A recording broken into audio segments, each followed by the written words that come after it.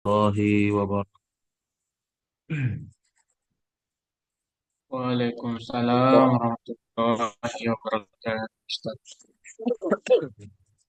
الحمد لله رب العالمين، والصلاة والسلام على أشرف الأنبياء والمرسلين،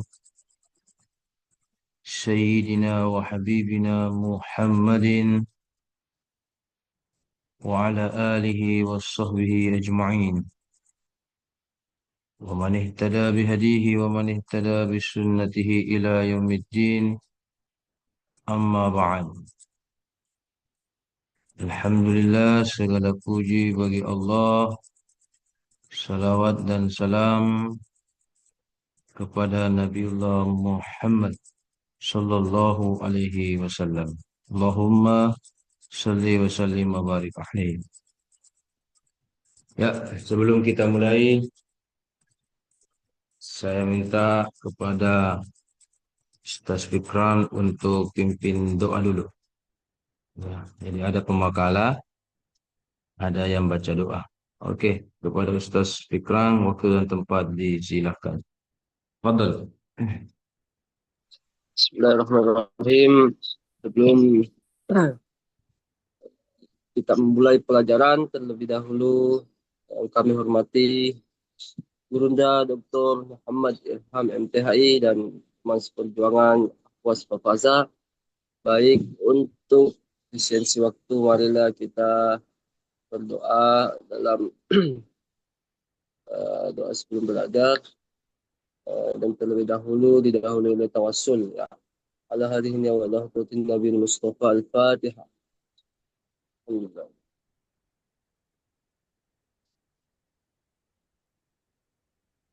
Bismillahirrahmanirrahim. La ilaha illallah Muhammadur Rasulullah sallallahu alaihi wasallam.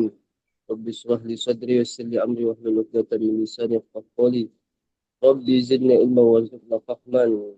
Allahumma nawwir qalbi bi nuri hidayatika kama nawwara abdi syamsika bi rahmatika ya arhamar rahimin. Nawaitu ta'allumi li ilahi kalimatillah.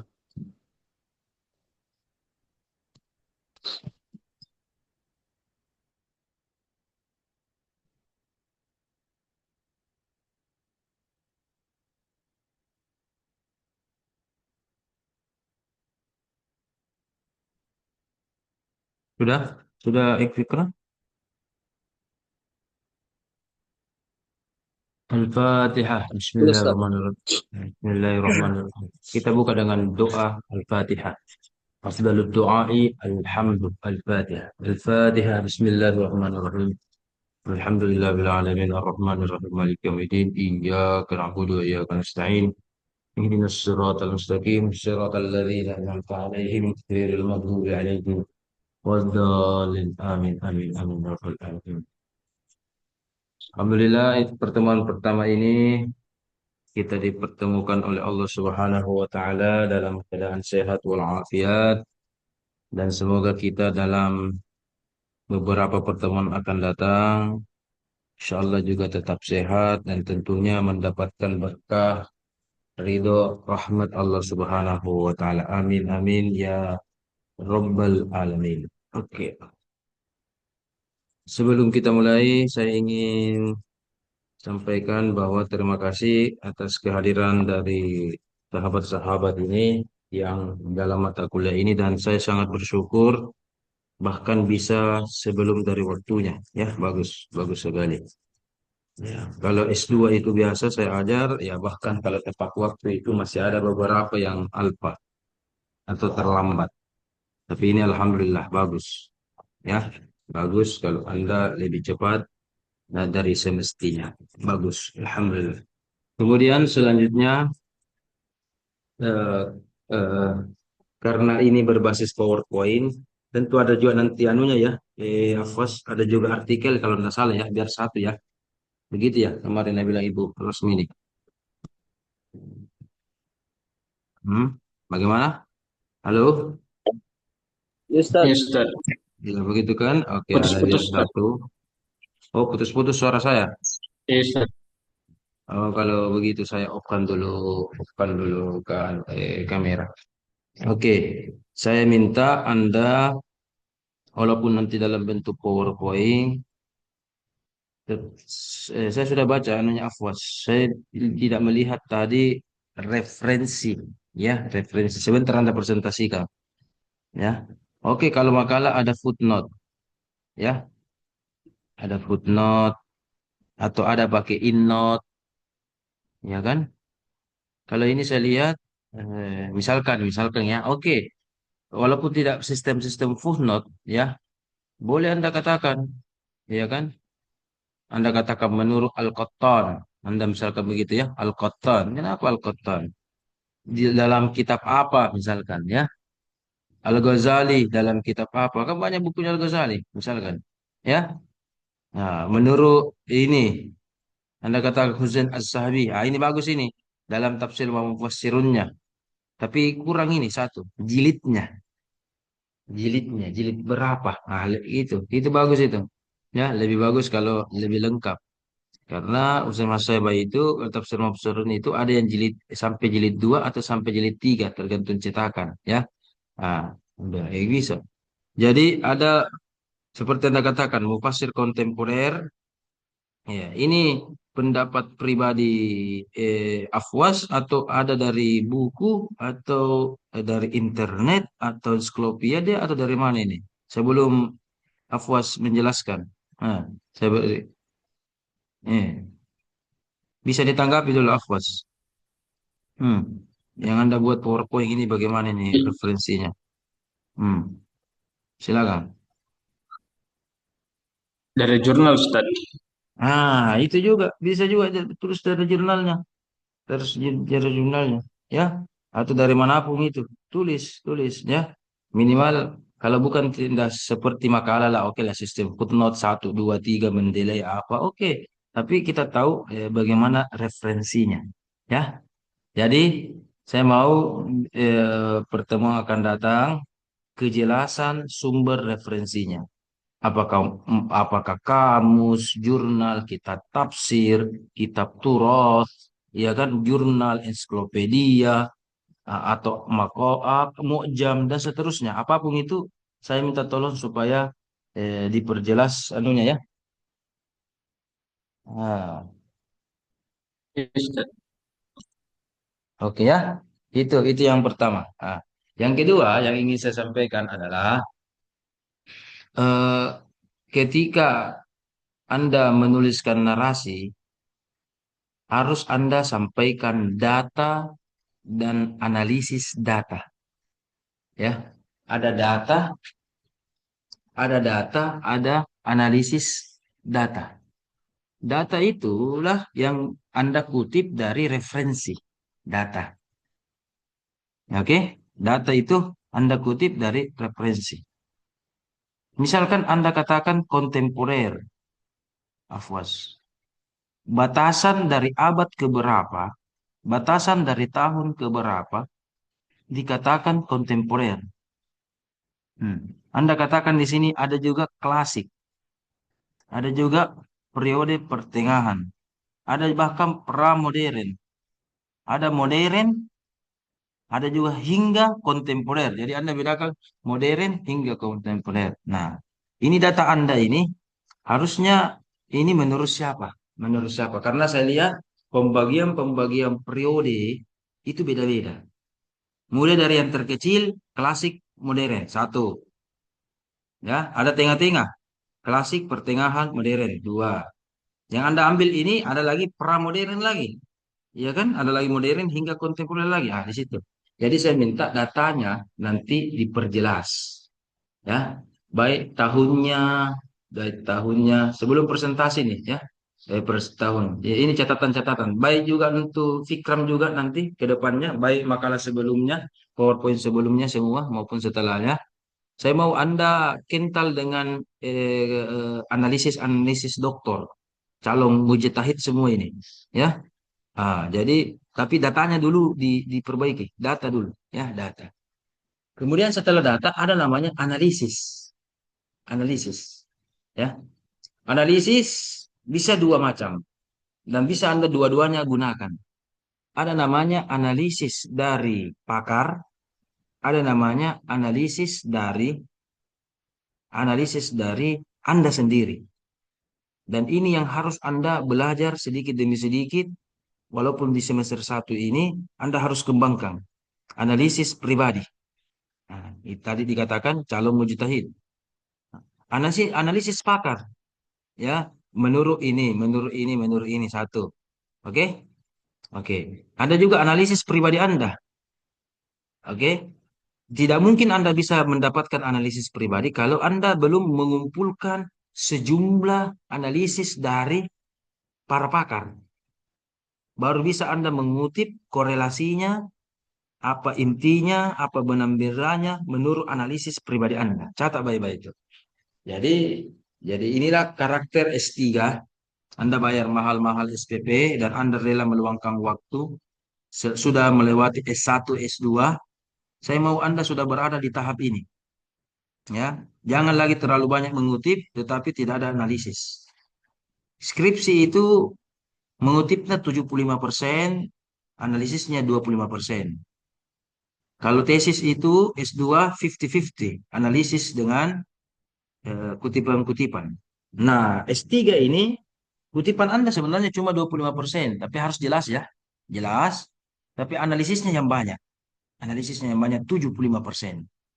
Makanya saya himbau di awal ini. Sampai saat ini dipaham anak-anakku, adik-adik semua? Paham atau belum? Ada yang ingin bertanya? Paham Ustaz? Nah, begitu. Dikasih Paham. analisis-analisis. Apa bedanya data dengan analisis? Saya berikan contoh. Saya berikan contoh. Data membuktikan, data itu fakta. Ya, data itu fakta, baik data sejarah dan seterusnya. Itu fakta. Ya. Mengatakan, ada seorang istri Rasul berperan dengan sahabat Rasul. Itu data. Baik Sunni, Syiah, apapun kelompoknya, Khawarij, ya, dan seterusnya. Ya, sejarah mencatat seorang istri Rasul pernah dalam baku perang, baku lawan dengan sahabat Rasul. Ya, perang apa namanya itu? Ada yang tahu perang apa namanya? Hmm, Istri Rasul yang bernama Aisyah berperan dengan sahabat yang lain. Padahal istri Rasul ini loh, kenapa diperangi? Dan sama perangi bukan orang kafir. Dulu kan Nabi lawannya Abu Jahal, Abu Sufyan, ya kan, dan seterusnya. Ini sama-sama Islam loh. Baru istri Rasul melawan sahabat Rasul. Ada apa ini? Hmm. Ada yang tahu perang apa namanya? Perang Jamal namanya. Ya, perang Jamal. Oke. Ada data sejarah, fakta sejarah, perang itu pernah terjadi. Ya, perang itu pernah terjadi. Berarti data itu pasti, kepastiannya real. Tetapi ada namanya analisis sejarah. Oke? Analisis sejarah orang pasti beda-beda.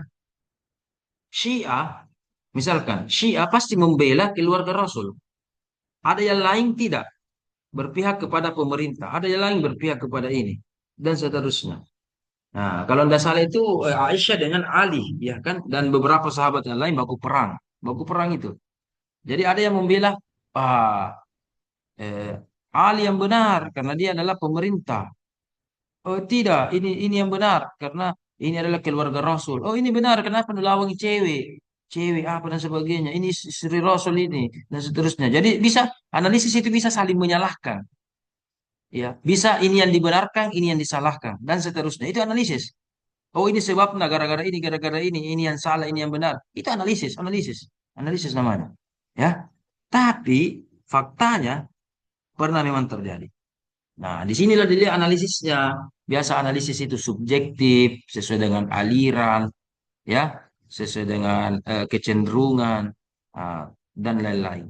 Ya, makanya Anda harus lihat itu, ya, lihat bahwa ini adalah ini adalah fakta atau data atau analisis.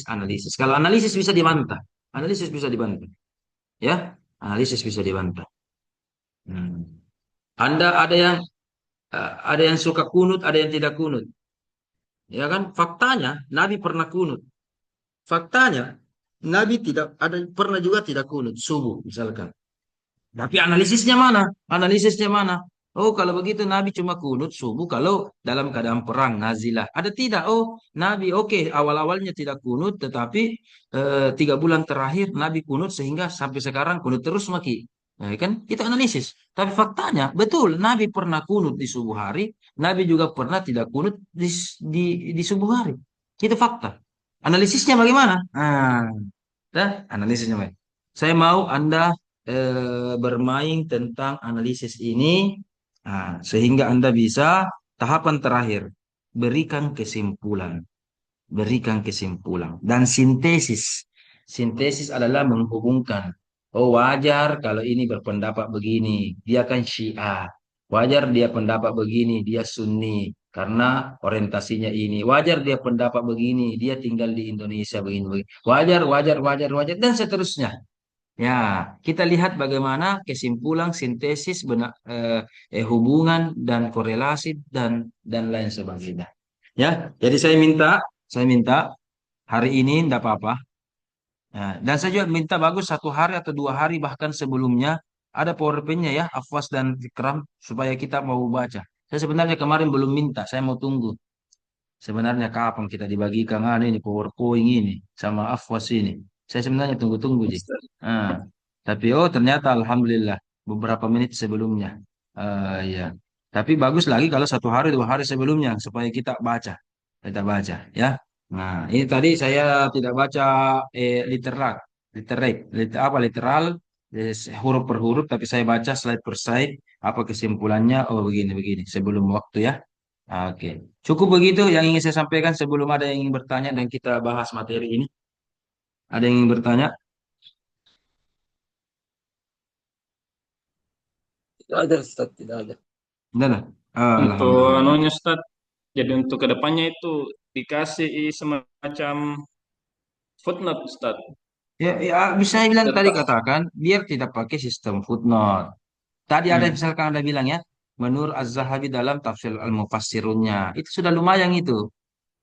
Ya kan? Ada referensi begitunya. Ya kan? Anda katakan artikel, ini jurnal. Harusnya juga Anda harus jujur. Katakan itu. Dalam penelitian artikel ini, di jurnal ini, judul ini, dia memberikan sebuah data atau apa dan seterusnya. Itu saya hanya butuh kita kan juga tafsir hadis ini kan Al-Quran itu mutawatir kan dari rawi-rawi. Kila wa qala rawahu rawahu haddasana haddasana ya kan? Makanya tradisi dari tafsir hadis itu adalah mengetahui sumbernya. Ya kan? Kita tahu ini hadis palsu atau tidak. Nabi ayat-ayat itu juga itu bisa mutawatir kita dengarkan kan itu dari ada sumbernya semua, ada sanadnya. Saya mau begitu. Kalau narasi di PowerPoint Anda, ingat, ingat ini kodenya ini, apalagi di doktor ini. Kalau tidak ada siapa yang mengatakan itu, berarti itu mohon maaf pendapat pribadi penulis. Kalau makalah, artikel, buku tidak ada footnote-nya, itu kan pendapat pribadi. Nah, sama juga ini tulisan PowerPoint. Anda harus katakan paragraf ini atau ada kalimat ini, ide ini menurut ini. Jadi itu menunjukkan satu, kejujuran ilmiah. Yang kedua, menunjukkan referensinya. Yang ketiga, kalau pendapat ini diterima atau tidak, atau bahkan dianggap sesat, ya tidak boleh kita menyalahkan Afwas. Karena dia sekedar mengutip. Ya, contoh, Quraisy Shihab mengutip buku-buku dari Syiah. Ya kan? Kalau Anda tidak sependapat, jangan salahkan Quraisy Shihabnya. Ya kan? Karena Quraisy Shihab sendiri mengatakan, ini misalkan dari Tobat Tobai. Itu kan? Ah, kecuali penulis tidak menyampaikan, berarti seakan-akan dia sebagai pemilik ide, pemilik ide. Jadi mungkin saja itu tadi Az-Zahabi Tafsir Mufassirun di jilid pertama apa? Dan saya minta kalau Anda mengutip referensi Arab, saya minta ada teks Arabnya. Saya minta ada teks Arabnya karena Zahabi kan orang Arab, oke? Kalau Anda mengutip referensi Inggrisnya, saya minta ada referensi Inggrisnya. Baru walaupun masing-masing ini Anda artikan, ya, alih bahasakan. Menurut Az-Zahabi apa? Nah, ini begini, annat tafsir ada huwa dan seterusnya. Ada bahasa Arabnya ya. Baru di bawahnya ada artinya supaya kita juga lihat. Siapa tahu mohon maaf.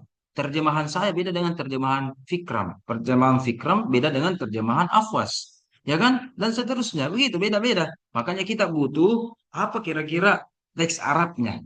Teks Arabnya. Supaya, ingat, kalau terjemahan kan berarti, namanya lagi. Tidak original nih. Makanya di doktor ini hindari hal-hal yang terjemahan.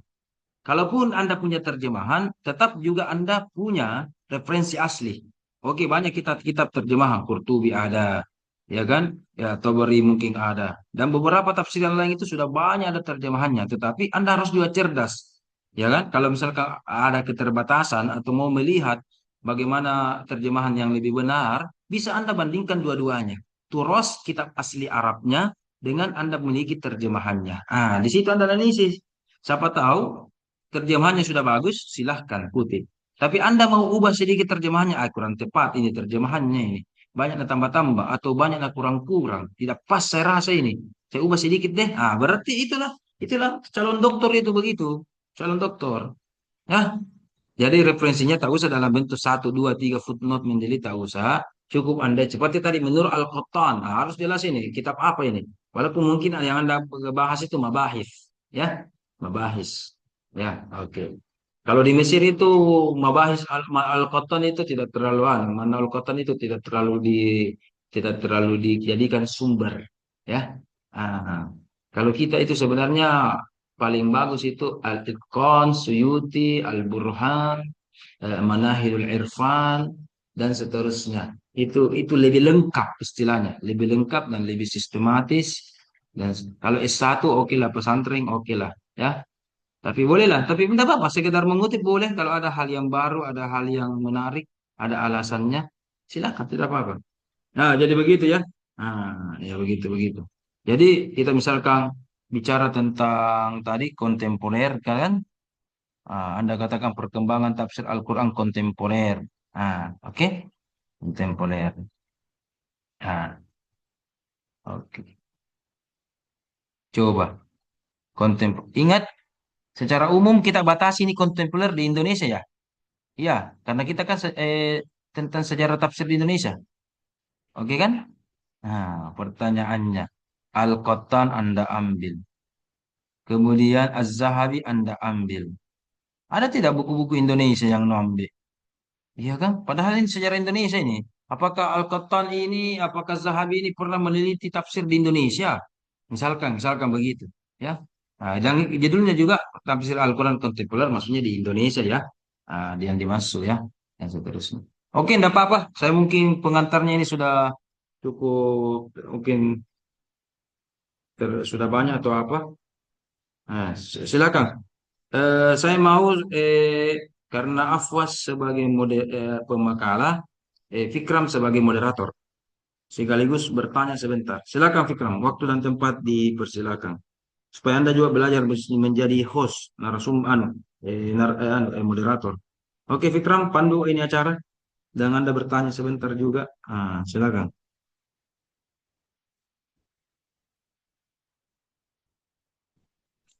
Baik, terima Fikram, kasih atas kesempatannya, Ustaz. oke silakan, Ya. silakan, silakan. Bismillahirrahmanirrahim. Assalamualaikum warahmatullahi wabarakatuh. Waalaikumsalam. Silakan. Ada anunya, saudara, PPT tak? Iya, ada tahu di Bisa grup. ini yang ini. Maksudnya Ustaz tidak ditampilkan. Oh iya, tampilkan tahu. Kirim itu mungkin bisa dibantu Kak, lewat kita. Pakai HP kayaknya, saudara. Tidak bisa jual laptop kok. Saya mau Pak Ading. Kalau nggak bisa. Pakai HP. Hmm. Iya, memang bagus Ini. kalau pakai pakai laptop kalau belajar. Kalau S3 itu pakai laptopnya orang. Kram. Iya, baik. Bismillahirrahmanirrahim. Yang kami hormati dosen pengampu kita, Dr. Haji Muhammad Irham MTHI. Juga yang kami hormati presentator, yakni Andi Afwas Fafaza. untuk efisiensi waktu dalam sejarah tafsir Indonesia di mata kuliah kita ini ada beberapa materi, dan materi pada hari ini yang akan kita bahas tentang perkembangan tafsir Al-Quran kontemporer, yang insya Allah akan dipaparkan oleh Andi Muhammad Afwas Fafaza Rif'ah. Dengan ini efisiensi waktu kami persilahkan waktu dan tempat.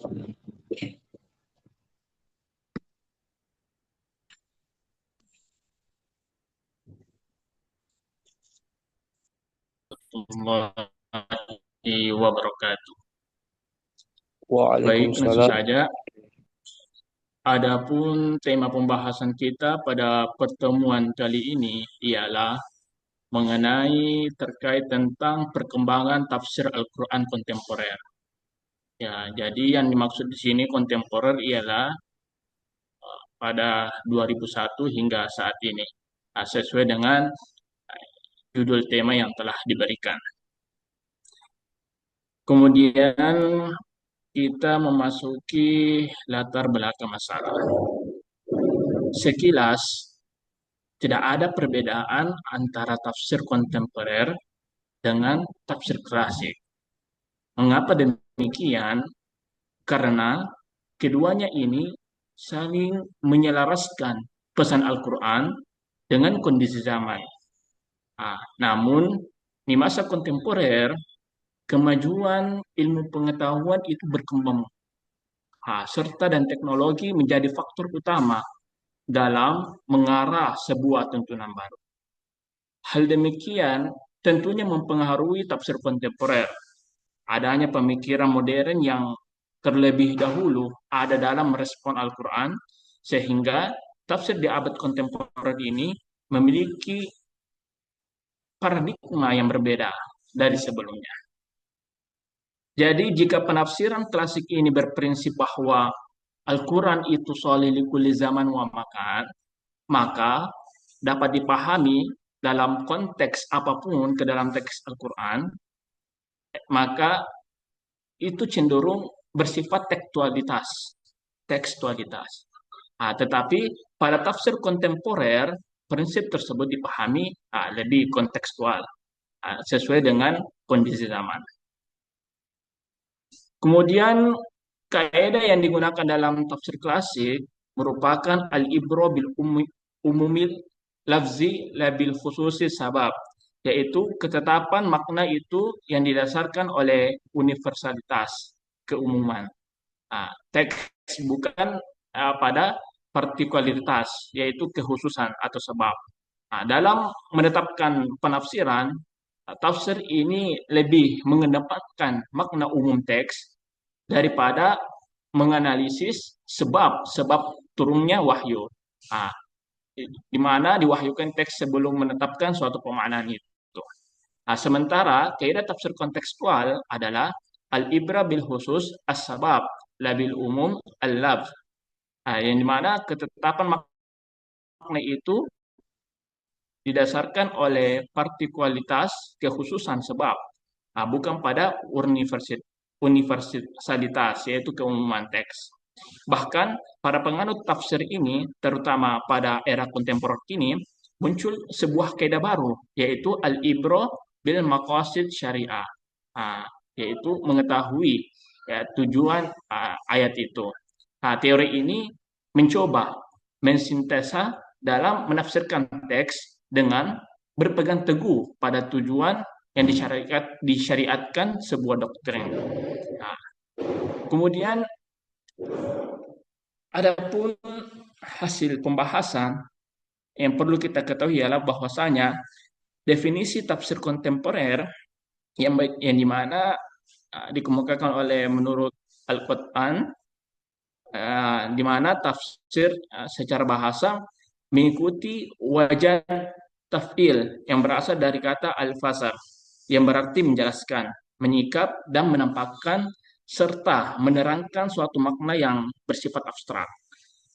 Menurut Ar-Zarkashi, bahwa tafsir merupakan ilmu untuk memahami sebuah kitabullah yang diturunkan kepada Nabi Muhammad SAW dengan menjelaskan makna-maknanya serta mengeluarkan hukum dan hikmahnya. Kemudian kata kontemporer berarti sezaman atau sewaktu. Kemudian di dalam dalam kamus Oxford Learners Pocket Dictionary yang dijelaskan ada dua pengertian dari contemporary. Yang pertama ialah yang termasuk waktu yang sama, dan yang kedua ialah waktu sekarang atau modern. Sedangkan dalam bahasa Indonesia, kontemporer itu adalah pada masa kini atau dewasa ini.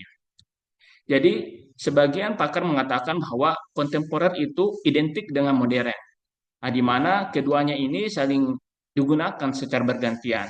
Nah, dalam konteks peradaban Islam, keduanya dipakai saat terjadi kontak intelektual pertama dunia Islam dengan Barat. Kiranya tak berlebihan bila istilah kontemporer di sini mengacu pada pengertian era yang relevan dan dengan tuntunan kehidupan modern saat ini. Jadi tafsir kontemporer ini merupakan tafsir yang menjelaskan ayat Al-Quran yang kemudian disesuaikan dengan tafsir klasik. Kemunculan tafsir kontemporer ini erat kaitannya dengan munculnya istilah pembaharuan yang dipopulerkan oleh ulama kontemporer yang menginginkan pendekatan serta metodologi baru dalam memahami Islam. Jadi persepsi pembaharuan ini memandang bahwa pemahaman Al-Quran itu terkesan jalan di tempat. Kemudian kita memasuki pada bagian sejarah perkembangan tafsir di Indonesia kontemporer. Jadi perkembangan tafsir di Indonesia dapat ditelusuri dengan melacak sejarah masuknya Islam di Indonesia. Ya, penerimaan masyarakat terhadap Islam otomatis menerima Al-Quran karena Islam tidak dapat dilepaskan dari Al-Quran. Namun, karena Al-Quran datang dengan bahasa Arab, tentunya kita membutuhkan penjelasan untuk memberikan pemahaman terhadap masyarakat yang asing dengan bahasa Arab. Jadi, penafsiran yang dilakukan untuk menjelaskan kandungan kitab suci Al-Quran kepada bangsa Indonesia, baik itu dalam bahasa nasional maupun dalam bahasa daerah seperti bahasa Melayu yang telah kita pelajari sebelumnya, yang Hamzah Fansuri, kemudian Jawa, Sunda, Bugis dan lainnya yang disampaikan secara lisan maupun tertulis. Jadi perkembangan ini jelas berbeda dengan yang terjadi di Arab. Disebabkan oleh perbedaan latar belakang budaya dan tentunya bahasa. Jadi proses penafsiran ini harus lebih awal melalui penerjemahan ke dalam bahasa Indonesia terlebih dahulu, kemudian diberikan penafsiran yang luas dan rinci. Oleh karena itu, proses tafsir di Indonesia ini lebih lama dibandingkan tempat lahirnya. Jadi tafsir Al-Quran di Indonesia dapat dibagi menjadi beberapa periode, yaitu pertama pada periode klasik, kemudian periode pertengahan, kemudian yang ketiga ialah pada periode pramodern, dan keempat ialah pada periode modern hingga kontemporer. Sehingga periode ini berbeda dari periode perkembangan tafsir yang terjadi di Timur Tengah. Kemudian adapun terkait tentang metode dan problem tafsir kontemporer, di mana metode penafsiran Al-Quran yang menjadikan problem kemanusiaan yang ada sebagai semangat penafsirannya. Persoalan yang muncul dikaji dengan berbagai pendekatan yang ada, yang sesuai dengan problem yang sedang dihadapinya, serta sebab-sebab yang melatar belakanginya.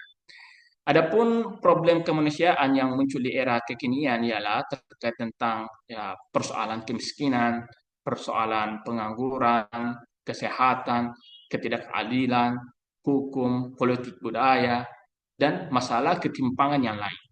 Jadi sehingga dengan adanya metode tafsir kontemporer ini, maka kajian di sekitar metode-metode tafsir ini berkembang pada era kontemporer. Namun apabila definisi ini tidak dipahami dengan cermat dan seksama, maka tentunya akan menyesatkan banyak orang. Sebab terkesan bahwa Al-Quran itu harus terus mengikuti perkembangan zaman. Jadi adapun metode yang kerap kali digunakan oleh para mufassir kontemporer ialah metode maudu'i atau metode kontekstual. Kemudian keilmuan tafsir kontemporer itu juga dapat diuji kebenarannya berdasarkan metodologi yang dipakai dan tentunya siap dikritik dari komunitas akademik. Ya, selain itu, tafsir kontemporer juga disebut kritis karena mufassir kontemporer itu tidak terjebak pada fanatisme mazhab. Nah, mereka justru kritis terhadap pandangan klasik atau kontemporer yang tidak kompatibel dengan konteks kekinian. Adapun prinsip dan paradigma tafsir kontemporer. Jadi tafsir kontemporer, tafsir ayat Al-Quran yang disesuaikan tadi dengan kondisi kekinian atau saat ini, pengertian ini sejalan dengan pengertian tajdid, yang dimana usaha yang terus menyelesaikan ajaran agama dengan kehidupan kontemporer, dengan jalan mentakwilkan atau menafsirkan sesuai dengan perkembangan ilmu pengetahuan serta kondisi masyarakat.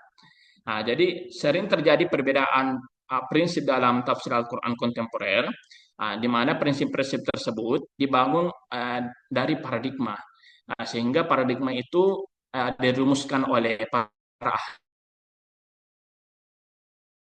ahli dalam menghadapi yang menyimpulkan bahwa paradigmanya yang pertama ialah tafsir kontemporer itu bersemangat mengembalikan Al-Quran sebagai kitab petunjuk. Al-Quran bagi mufassir kontemporer itu diasumsikan sebagai wahyu yang progresif.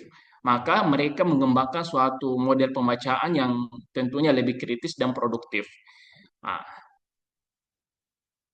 yang kedua ialah berbeda dengan tafsir klasik, yang dimana tafsir Toros ini berkonsentrasi pada kajian makna kata dari baik itu dari segi i'rabnya maupun penjelasan segi teknis kebahasaan yang dikandung oleh redaksi ayat, sehingga paradigma tafsir kontemporer ini lebih menitik beratkan pada kajian epistemologis atau metodologis.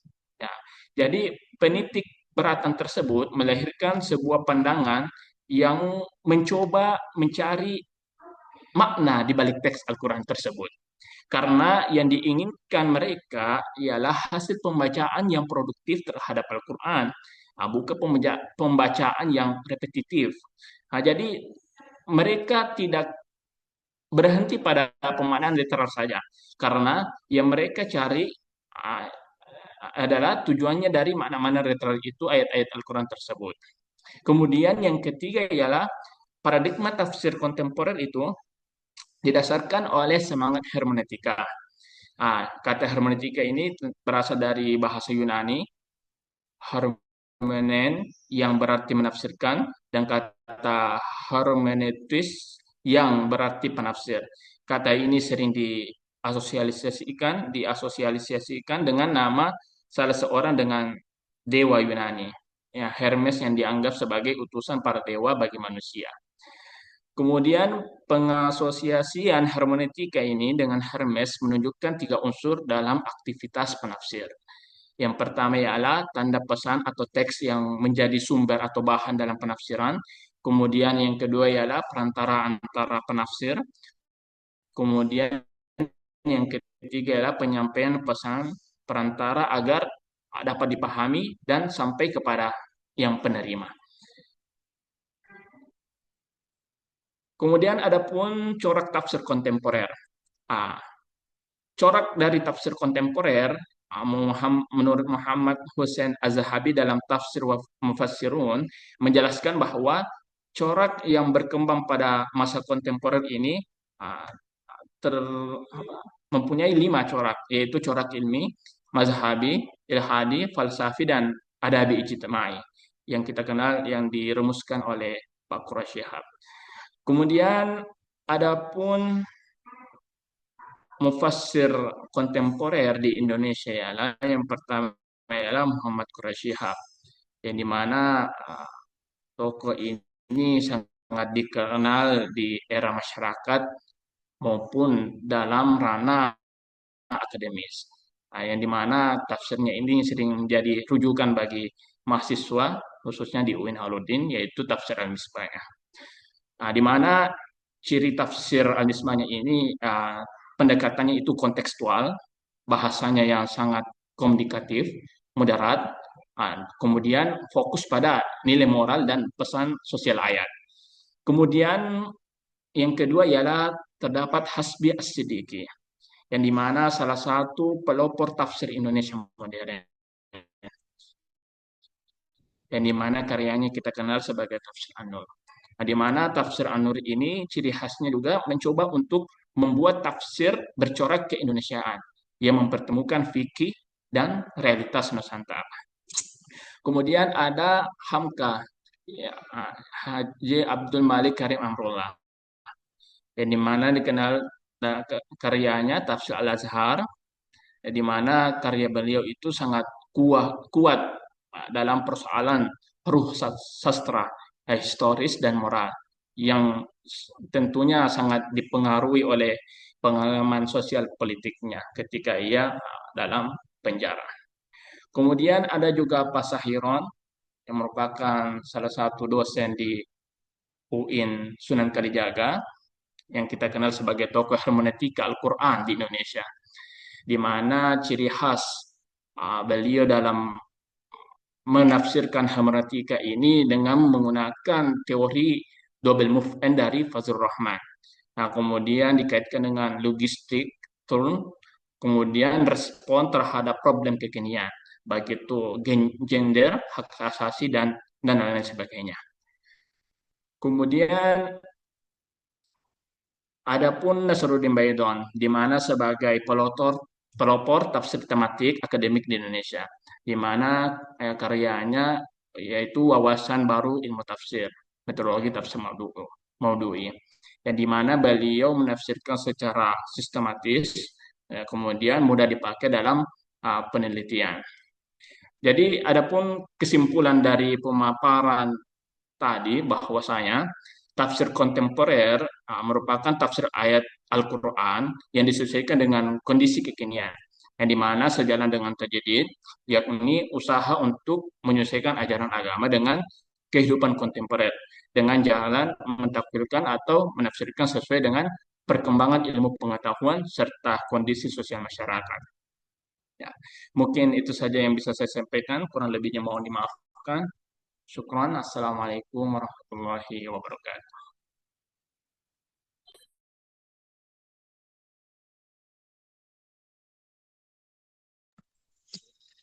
Baik, terima kasih atas penjelasan dari saudara. Kita membuka sesi tanya jawab, di mana penanya di sini hanya saya mungkin, jadi sedikit saya ada pertanyaan. Bahwa tadi saudara mengemukakan bahwa latar belakang itu tafsir kontemporer dan klasik itu tidak jauh berbeda, dalam tanda kutip sama ya. Namun ilmu tafsir itu ada yang dinamakan madzhabut tafsir ya, corak, metodologi, dan lain-lain sebagainya, itu disebut madzhabut tafsir atau mazhab tafsir. Menjadi pertanyaan saya di sini, tafsir di Indonesia kontemporer ini pasti berbeda dengan corak atau metodologi yang digunakan pada saat masa klasik ya. Maka yang menjadi pertanyaan, apakah tafsir Indonesia di era kontemporer ini dapat dianggap memiliki mazhab tafsir tersendiri, mazhab tafsir tersendiri, atau hanya adaptasi dari masa klasik saja? Itu yang pertama. Yang kedua,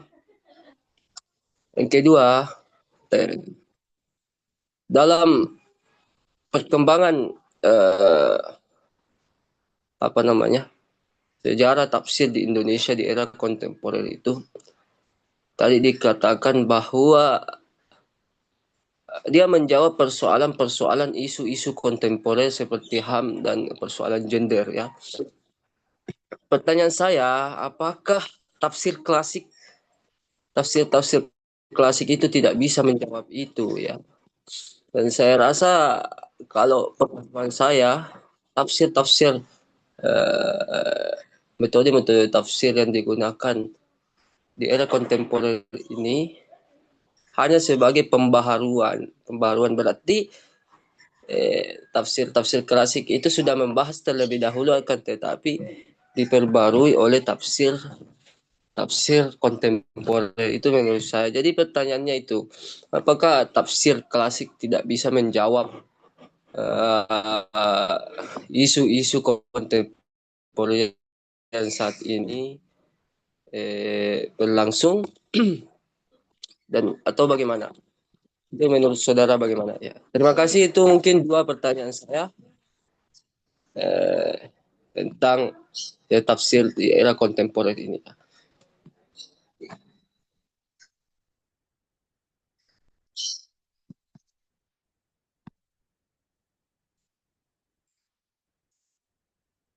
Oke, Ya, Kak. Oke, baik. Untuk menjawab pertanyaan dari Kak Fikran terkait tentang tafsir Indonesia kontemporer, apakah dia dianggap memiliki sebuah mazhab baru atau corak baru?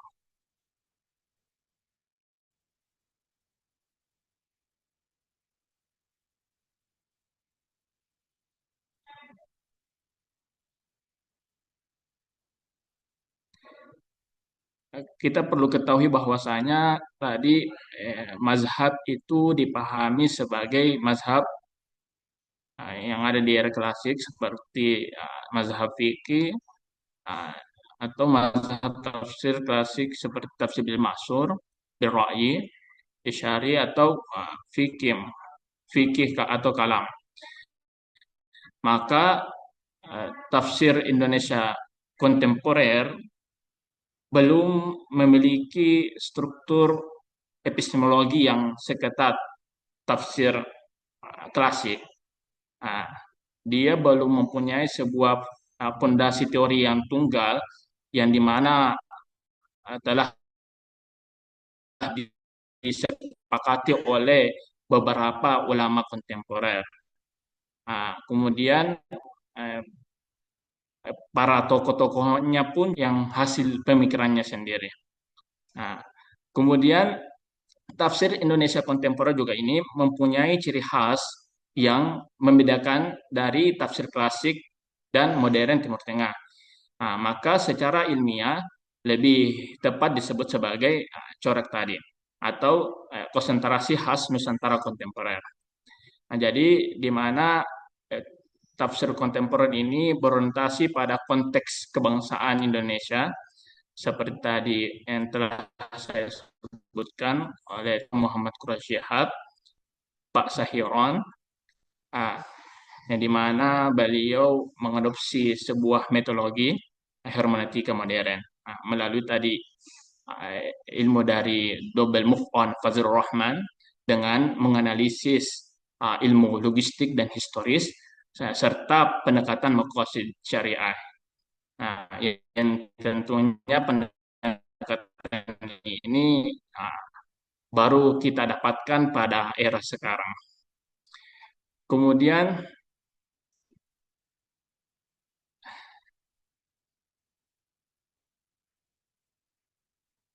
jadi untuk mengetahui bahwa apakah tafsir kontemporer itu memiliki sebuah teori baru, apa corak baru, tentunya tidak ya, karena jadi ulama kontemporer itu tetap memakai corak-corak yang telah ada pada masa klasik yang kita kenal sebagai corak ilmi, adabi ijtimai dan lain sebagainya. Jadi terlepas dari Kemudian kedua ialah apakah tafsir klasik tidak bisa menjawab persoalan era kontemporer.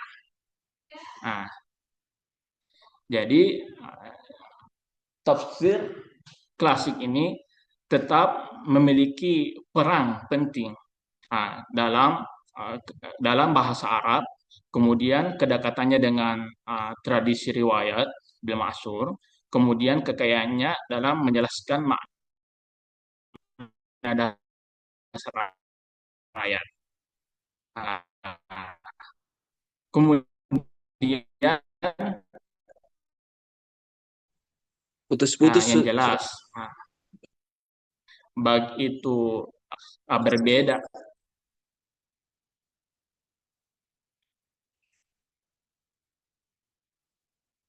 Oh, putus-putus Kak.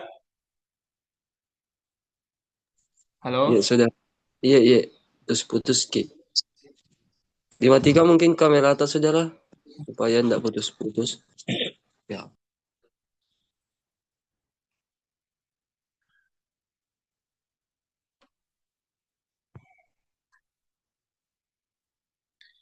Baik, jadi adapun tafsir batasan tadi tafsir klasik ialah di mana masalah sosialnya itu tentunya berbeda era kontemporer dan klasik. Mungkin juga dalam struktur negara juga beda-beda dalam menerima uh, permasalahan tersebut, baik itu dalam relasi gender, ekonomi, politik, dan lain sebagainya. Uh, Terjadi ketika kita dipakai dipakai di era modern, tafsir klasik itu biasa tidak relevan dan sangat literal, maka menghasilkan sebuah keputusan yang kontraproduktif. Nah, kemudian maka yang diperlukan ialah bukan kita meninggalkan tafsir klasik, tapi kita melengkapi penafsiran tafsir klasik itu yang mungkin sudah berbeda zamannya, yang tidak sesuai lagi untuk di era sekarang. Nah, jadi tapi kita malah ulama kontemporer ini berkembang dalam apa mengikuti konteks zaman ini dan tentunya tidak menghilangkan dari pemahaman-pemahaman tafsir klasik tersebut. Ya, mungkin itu saja yang bisa saya sampaikan, Kak. Kurang lebihnya mohon dimaafkan. Syukran. Assalamualaikum warahmatullahi wabarakatuh. Baik, sedikit saya tanggapi. Jadi coraknya tidak berubah. Jadi Tidak, Kak. Tapi mungkin ada semacam kayak apa nih sistematikanya yang berbeda seperti beliau pada Tasahiron itu memakai pendekatan maqasid syariah dalam menafsirkan Al-Quran ya, dengan memakai hermeneutika. Jadi tetap itu jadi kan tidak itu ada kan yang semua istilah corak-corak yang baru kayak yang kita ketahui seperti corak ilmi itu, corak adabi ijtimai, tidak ada corak pembaharuan gitu di era penafsiran. Tetap itu saja Kak. Tapi mungkin dalam menafsirkan itu dalam menganalisis penafsiran itu dia memiliki ciri khas dalam mengungkapkan makna yang terkandung dalam teks tersebut Kak. Nah, itu Kak. jadi tadi itu double movement, Abdul Rahman, udah hermeneutika itu kontemporer toh. Itu metodologinya kontemporer. Iya Kak. Ya, jadi eh, dari tafsir klasiknya itu mana? Maksudnya corak dari tafsir klasik ini adakah yang masuk?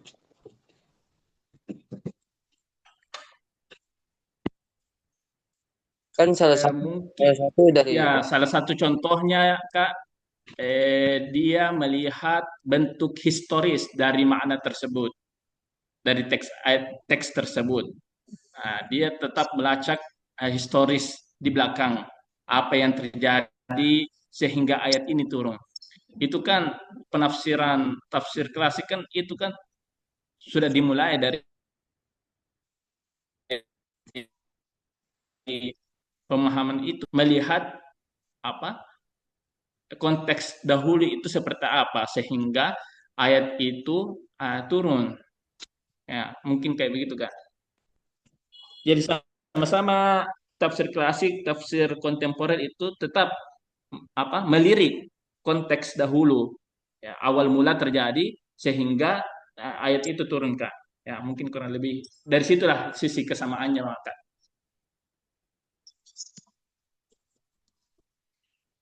Dari sisi perbedaannya di coraknya. Ya, mungkin dalam menafsirkan Kak, mungkin ulama itu beda-beda dalam menafsirkan Kak. Tapi dalam cara kerja untuk itu ya tetap bergantung pada Al-Quran, hadis dan lain sebagainya Kak. Oh, oke. Oke, siap. Terima kasih, Pak Afos. Ya. Kak.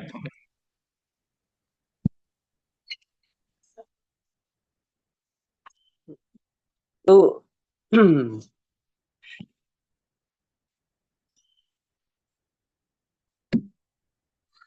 bagaimana selanjutnya, Ustaz? Kalau sudah tidak ada persoalan. Weh, saya banyak persoalan tuh ini kuliah. Nah, ya mungkin bisa diluruskan tadi Ustadz apa tadi yang telah Kalau kemarin Ibu Rosmini bagaimana? apanya Ustadz? Bagaimana kemarin Sistematikanya. sistemnya beliau?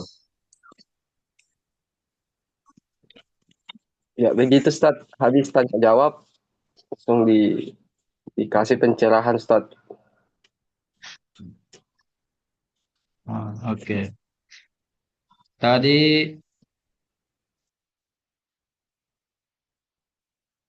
eh, sebelum saya mau lebih lanjut ini, ya, eh, ciri-ciri mufassir di kitab klasik itu, syurutul mufassirin itu banyak ya.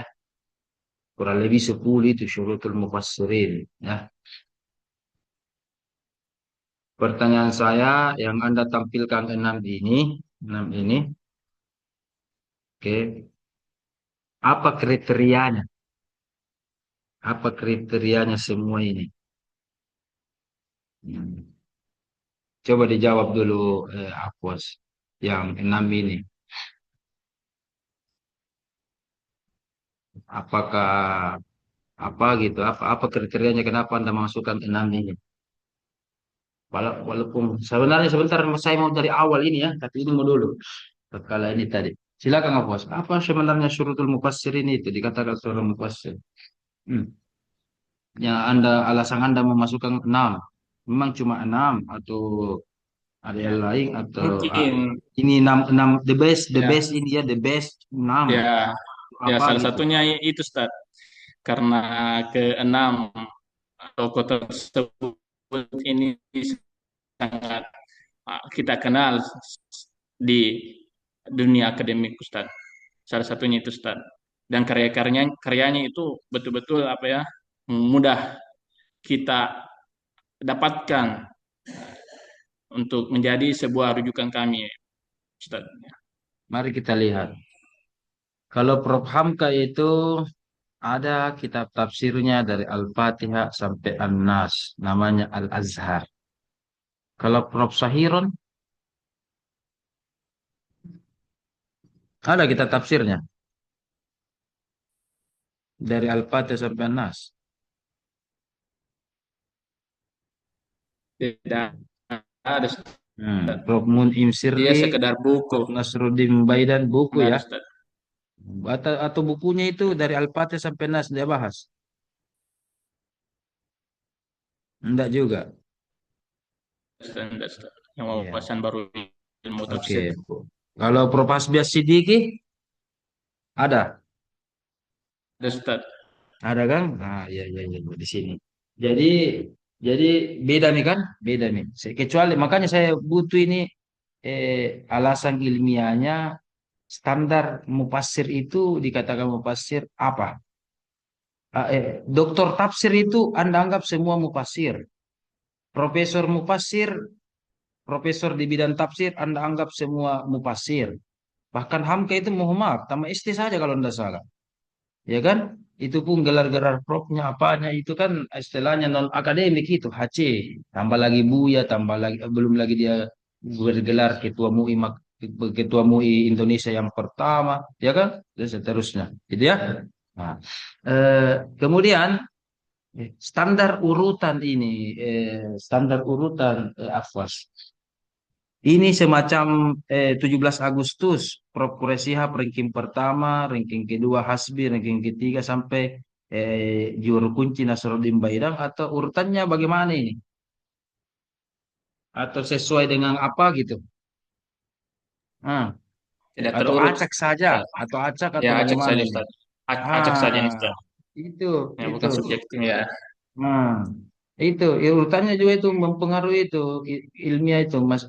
Nah, saya hanya memprediksi mentang-mentang Afwas ini kaji koreksi hab terus. Ya. Jadi pertama dia sampaikan begitu. Nah, Datang, Ustaz. secara awal alam bawah sadar Anda begitu. Nah, tidak ada toko-toko apakah di sini toko-toko dari Makassar kah? Prof. Sahiron Munsir tidak adakah dari Makassar dan juga banyak di bukunya. Nah, ya, kalau di Mesir itu tematiknya itu Al-Farmawi. Dikembangkan kalau di Jawa itu Nasruddin Baidan. Kalau di Makassar itu UIN kita ini bahkan sudah jadi rektor dulu namanya Prof. Muin Salim. Beda juga itu tafsir tematiknya itu dan itu juga semacam pembaharu kontemporer itu Prof. Muin Salim. Nah, makanya ada kan bukunya itu Prof. Muin Salim, ya kan? Nah, yang metodologi tafsir itu yang banyak dipakai sekarang di UI ini. Itu tidak dipakai gitu ya, tidak Ji. Kalau kalau Makassar tidak termasuk Indonesia ya, apa sih? Masuk, Ustaz. Masuk juga ya, tapi dikecilkan nih Makassar ya. Iya. Hmm. Eh, Jangan pandang ente Makassar, jangan juga Anda bilang saya produk Makassar, jangan, belum tentu. Iya kan, dari dulu itu kalau ada beasiswa-beasiswa tafsir hadis, doktor, ya 1.000 doktor dari dulu, itu tafsir hadis itu pasti kena Makassar itu, kena Makassar. Kenapa bukan, mohon maaf, kenapa bukan di kampus-kampus yang lain? Jadi loh, Fikran, apakah suara saya ini kedengaran atau saya off kamera lagi nih? Jelas atau putus-putus lagi? Jelas sekali, Ustaz. Jelas nih kan? Alhamdulillah. Ah, dengar, Mas, begitu. Ustaz. Jelas. Ah, ya. Jadi, jadi coba lihat, Quraish Shihab kan walaupun tinggal di Jakarta kan orang sini. Menteri Agama, Profesor Tafsir juga tinggal di sini. Kenapa tidak ada Menteri Agama di sini ditulis? Padahal dia juga Prof Tafsir. Nah, belum lagi Ali Hafid, belum lagi apa, itu kan dari sini. Bahkan Buya Hamka juga itu kan lama tinggal di Makassar. Walaupun orang Sumatera, lama tinggal di Makassar. Banyak pengalaman dan ilmu yang dia dapatkan juga di Makassar. Belum lagi dari dulu itu Tuan Tasalama Kasih Yusuf dari sini. Pakar tafsir hadis juga itu namanya Al-Alama Kiai Muhammad Nur, bahkan ada sanatnya itu, ya, dan seterusnya. Jadi Indonesia terutama di Makassar itu ya luar biasa itu ya perkembangannya dari dulu. Apalagi sudah Anda belajar tafsir dari kemarin itu sebelum-sebelumnya ya nenek moyang Wali Songo itu ada di Makassar loh. Tahu siapa nenek moyangnya Wali Songo ada di Makassar? Nggak tahu. Nggak tahu, Bahkan Gus Ustaz. Dur, ah, apa Fikram? Nggak Nggak tahu. tahu, Ustaz. Bahkan Gus Dur saja ya rela rela ke sini Sulawesi Selatan. Nah, sempat sempat 2 kali mungkin ke sini, ya kan? Nah, namanya Syekh Jamaluddin di Tosora namanya. Cari itu Tosora. Oh, itu Hmm. yang dua masjid, Ustaz, di Baku Depan di. Ya, ya, yang bagus pagi dia yang di dalam gitu kompleks ada kuburan itu di Tosora. Nah, itu nenek moyangnya Wali Songo itu. Wali Songo bahkan banyak orang-orang Jawa ke sini. Nah, itu nenek moyang dari itu memang ahli tafsir, ahli tasawuf, penyebar agama Islam. Sebelum saya Apa, Yusuf, Ustaz? sebelum sebelum saya Halo, Yusuf Ustaz. ya. Kenapa Afas? Putus-putus lagi Iya. Ustaz. Oh, putus-putus lagi. Oke, off bank kamera. Ya. Kalau di Mandar ini Fikrang ini harus dia belajar. Anda harus selain Iman Lapeo, Anda harus juga eh, ya ziarah-ziarah lah ke anu. Juga cucunya Nabi Muhammad. Cucu Nabi Muhammad sekaligus guru Iman Lapeo. Namanya di Pulau Salama. Fikran tidak pernah ke situ. Pulau Salama. Pulau Tangga namanya kalau di Google Maps. Namanya Syekh Abdul Belum Rahim pernah ke sana Ustaz. Kamaluddin, Syekh Maghribi. Ada muridnya di situ. Tidak pernah situ. Belum pernah Ustaz, tapi Itu harus rencana pergi Ustaz. situ itu. Anda belajar tafsir baru tidak tahu sejarah tafsir di Mandar itu harus pergi situ itu. Di Anda secara kubur di Bajoy ya. Iya Dermagan Ustaz. Bajoy, tahu jadi dermaga Bajoy yang daerah Binuang itu. Situ. Di Iya situ Ustaz. ketemu saya. Iya, iya. 5 menit itu Pulau Salama namanya. Coba di situ, coba tanya-tanya. Kalau ini Afwas sebagai orang Makassar Sidrap ini pernah Anda kunjungi Guru Muin Yusuf di Sidrap. Syarah-syarah kubur di situ sebagai ahli tafsir juga di sana. Hah. Belum Ustaz. Belum. Orang. Iya Kang. Anda harus pergi syarah-syarah ini. Atau jangan Kang jauh-jauh. Pergi syarah kubur ke Syekh Yusuf Afwas tidak pernah. Hmm. Lewat lewat Ustaz. Bukan, bukan lewatnya aku tanya, siarannya. Ya. Baik kalau lewat baca Al-Fatihah. Kalau sudah lewat Ya. baru balap-balap lagi. Bagaimana ini? Itu ahli tafsir itu kebetulan tas sama ke Syekh Yusuf. Iya kan? Bukan di bawah musyrik, musyrik, musyrik. Tidak masa secara kubur di musyrik. Iya kan? Pergi secara kubur dulu nih. Pergi istilahnya kita belajar menyebut toko-toko tafsir di Indonesia klasik dari dulu sekarang sudah modern. Sementara Anda tidak kenal sosoknya, ya kan? Beruntung kalau Anda dapat mimpi ketemu benar mereka, ya kan? Beruntung sekali. Tapi kalau tidak, minimal, masya Allah berkahnya itu, ya. Luar biasa. Oke, eh, oke. Jadi begini. Sejarah tafsir di Indonesia, kata tafsir di sini sudah Anda tahu. Tapi ingat, ya, ada terkadang satu makna yang beda, dua kata yang beda, ya, tetapi bisa mewakili kata yang lain. Saya berikan contoh. Saya berikan contoh. Sebelum ini, ingat, jurusan kita secara umum itu adalah ilmu Al-Quran dan tafsir. Walaupun khusus di S3 adalah konsentrasi tafsir, ya. Jadi ada dua variabel. Ada variabel Quran, ada variabel tafsir. Makanya ilmu Al-Quran dengan ilmu tafsir nanti subjeknya beda. Kalau yang pakar tafsir namanya mufassir. Ya, apa cirinya? Ada kitab tafsirnya. Kalau pakar ilmu Al-Quran atau metodologi Al-Quran, ya, nah, itu berarti dia pakar ahli metodologi Quran. Ya, jadi subjek dari tafsir namanya mufassir. Subjek dari ilmu Al-Quran atau metodologi Quran, ya namanya ya pakar atau ahli ulumul Quran. Contoh, Syekh Manna Khalil Al-Qattan. Beliau mufassir atau pakar ulumul Quran atau pakar metodologi tafsir, metodologi ilmu Al-Quran. Kalau Syekh Manna Khalil Al-Qattan itu dikatakan mufassir, mana kita tafsirnya? Tapi kalau dikatakan pakar metodologi atau ilmu Al-Quran atau studi Quran, betul. Ada mabahis fi ulumil Quran. Ya kan? Oke. Contoh kalau kita bilang Al-Itqan, pengarangnya adalah Suyuti. Kalau kita lihat Al-Itqannya, berarti Suyuti ini pakar pakar ulumul Quran. Ya. Oke. Tapi apakah dia mufassir? Ya mufassir. Ada juga kita tafsirnya, bahkan dua. Selain jalan lain, ada juga Ad-Durrul Mansur. Oke, fi tafsir bil ma'sur. Berarti ya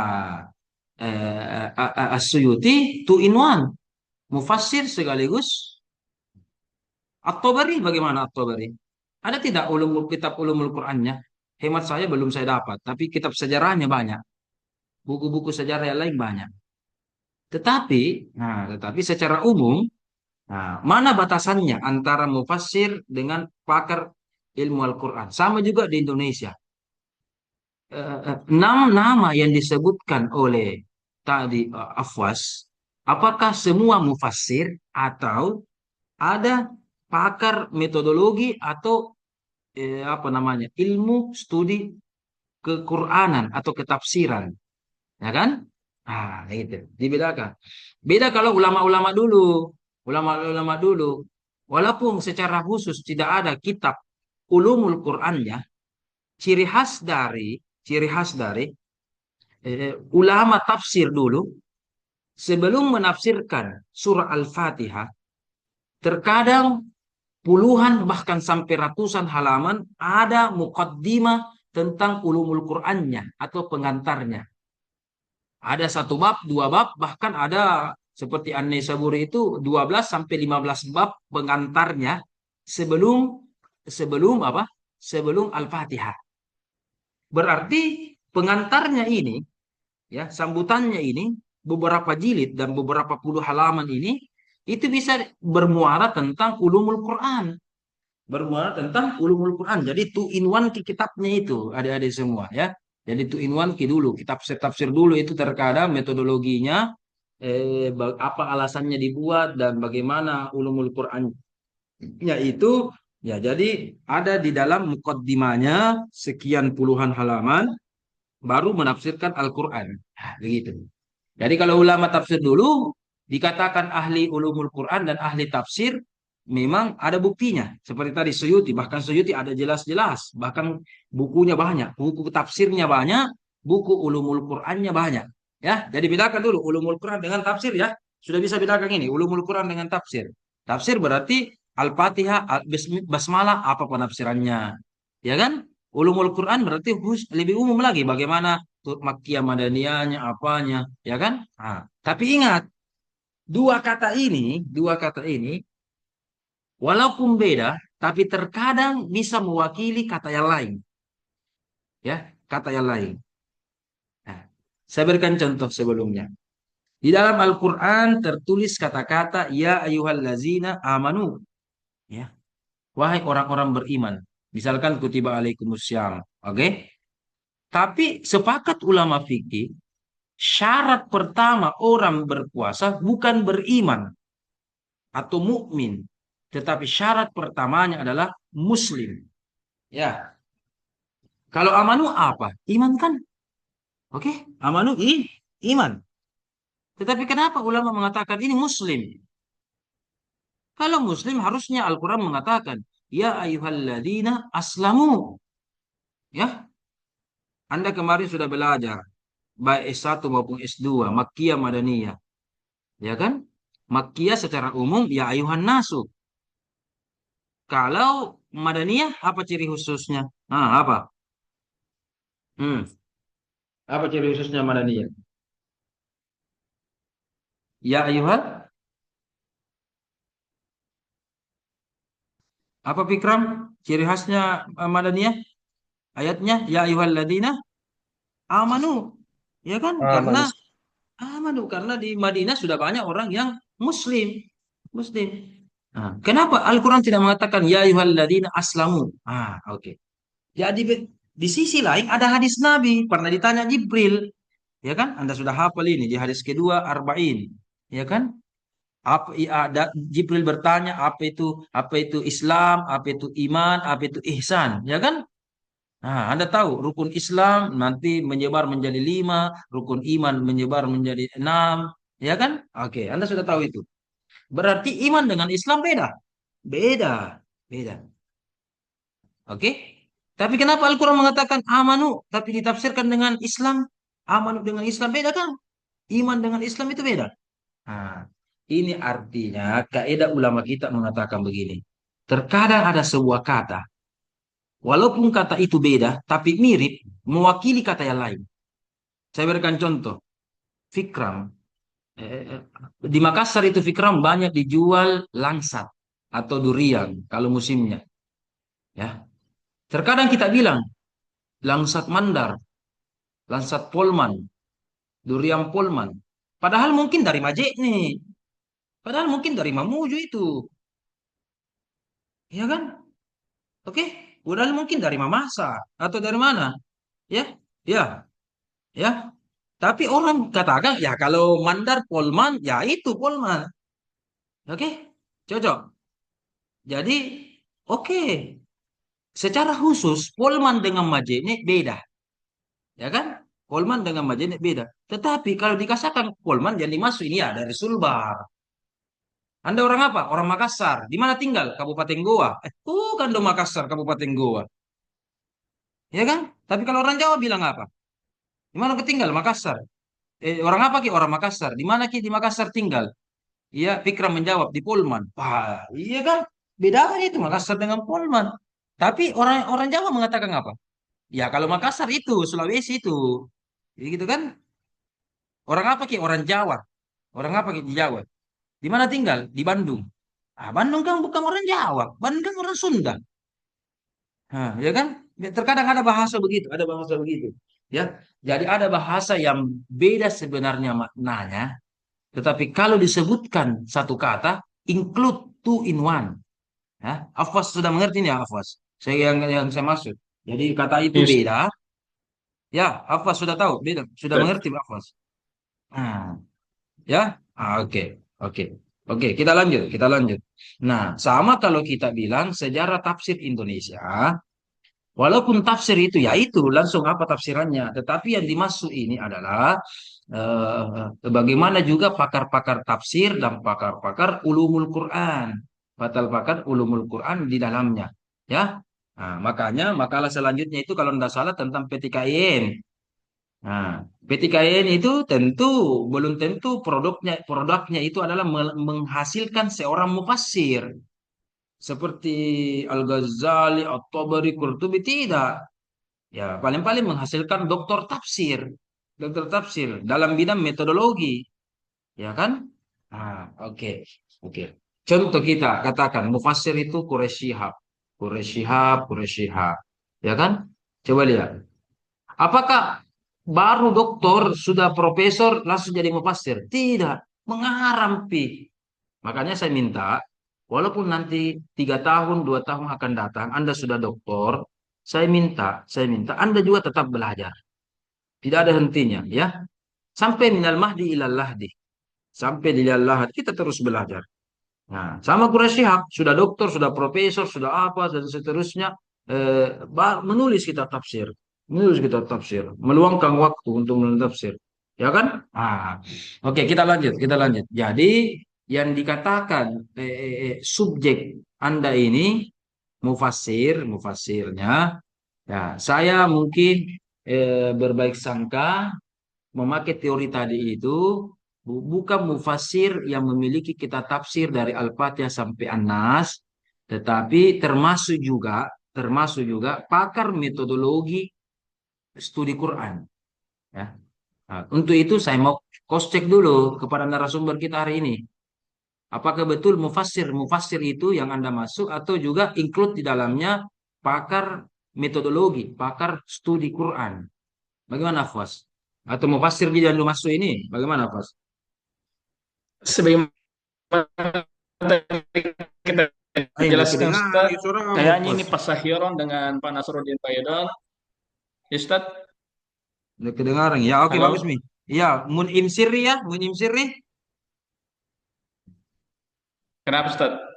Ya, apa tadi Sebagaimana tadi kita Profesor Hirong? katakan, Kenapa Ustaz, Profesor jadi Hirong? Hah? saya anggap Pak Sahiron Samsudin dengan Pak Nasaruddin Baidon ini dia dikategorikan sebagai pakar, Ustaz, bukan Ah, sebagai mufassir, begitu karena kan? dia tidak melahirkan sebuah tafsir. Ya, tafsir di sini dikatakan Dia cuma yang merumuskan semua ya, semua Al-Quran. Begitu, begitu. Muhammad Hussein Az-Zahabi. Ada tidak kita tafsirnya?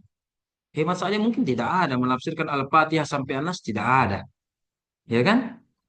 Tetapi dia ya pakar ulumul Quran dan banyak ini dipakai tafsir wa mufassirunnya. Tapi Syekh Asy-Sya'rawi di Mesir, ya kan? Pakar. Dia pakar itu, pakar apa? Mufassir. Karena Sya'rawi ada kita tafsirnya, ya kan? Begitu. Jadi gitu. Jadi batasi dulu, batasi dulu. Atau Anda menganggap teorinya sama saja. Yang penting ada karya-karya tentang tafsir Al-Quran, anggap mufassir di semua. Nah, boleh kalau Anda berpendapat begitu, oke. Pukul rata, oke. Yang penting konsisten. Itu satu pendapat, ya kan? Nah, tapi saya Ya, memilih pendapat yang kedua. Lihat kitab tafsirnya, ya. Jadi saya membagi tiga bagian. Ada ulama mufassir, ada ulama pakar metodologi, pakar ulumul Quran. Ada juga ulama two in one, sudah mufassir, pakar metodologi lagi. Buktinya adalah dua-dua karyanya ada. Seperti Quraisy Shihab, ada buku tentang kaidah-kaidah tafsirnya. Belum lagi membumikan Al-Qur'annya, ya kan? Dan buku-buku lainnya. Banyak, banyak itu. Berarti dia mufassir two in one, juga pakar ini, ya. Jadi dia mencontohi apa ya? Indonesia banget, Indonesia itu klasik banget beliau itu, seperti ulama klasik yang memang monumental itu, Tapi ya. Ustaz, Nah, tapi Ustaz, kenapa Fikran mau bertanya? Silakan. kan tadi ini Prof. Quraisy ya Ustaz, dia ada metodologi, jadi dia pakar metodologi tafsir. Kemudian ada kitab tafsirnya, jadi mufassir juga. Namun Ustaz, dalam dalam apa itu eh, syarat-syarat mufassir itu syurutul mufassirin tadi kita bilang Ustaz, ada pendapatnya yang kontroversi itu Ustaz tentang jilbab. Bagaimana pendapatnya itu Ustaz? Ah, oke, oke. Yang pertama, ada tidak syaratul mufassirin itu tentang jilbab? Ada. Bilang Anu kalau Ustaz, salah, kalau anu-anu tentang jilbabnya dia tidak mufassir. Ada. Secara khusus tidak ada ya. Yang dimaksud ini mungkin ya pendapat-pendapat salah-salahnya atau kontroversinya ya, begitu. Tapi syarat khususnya tidak ada kan? Bilang kalau jilbab nabahas baru begini penjelasannya bukan mufassir. Tidak ada kan? Ya, ya paling-paling tentang Ustaz. akidah, kepakaran, keilmuan, integrasi, ya kan? Tidak ada kan, Fikran? Kita sepakat dulu. Ada atau tidak ada? Tidak ada ya? Nah, ya enggak ada Ustaz. oke. Maksud gue. Awal 2000-an ya, 2014 atau 2000 berapa itu, 10 tahun yang lalu mungkin, Quraisy Shihab pernah datang ke Masjid Raya. Duhur atau asar, saya ingat sekali itu beliau. Di mimbar dia bicara, saya langsung di saf pertama dekat beliau.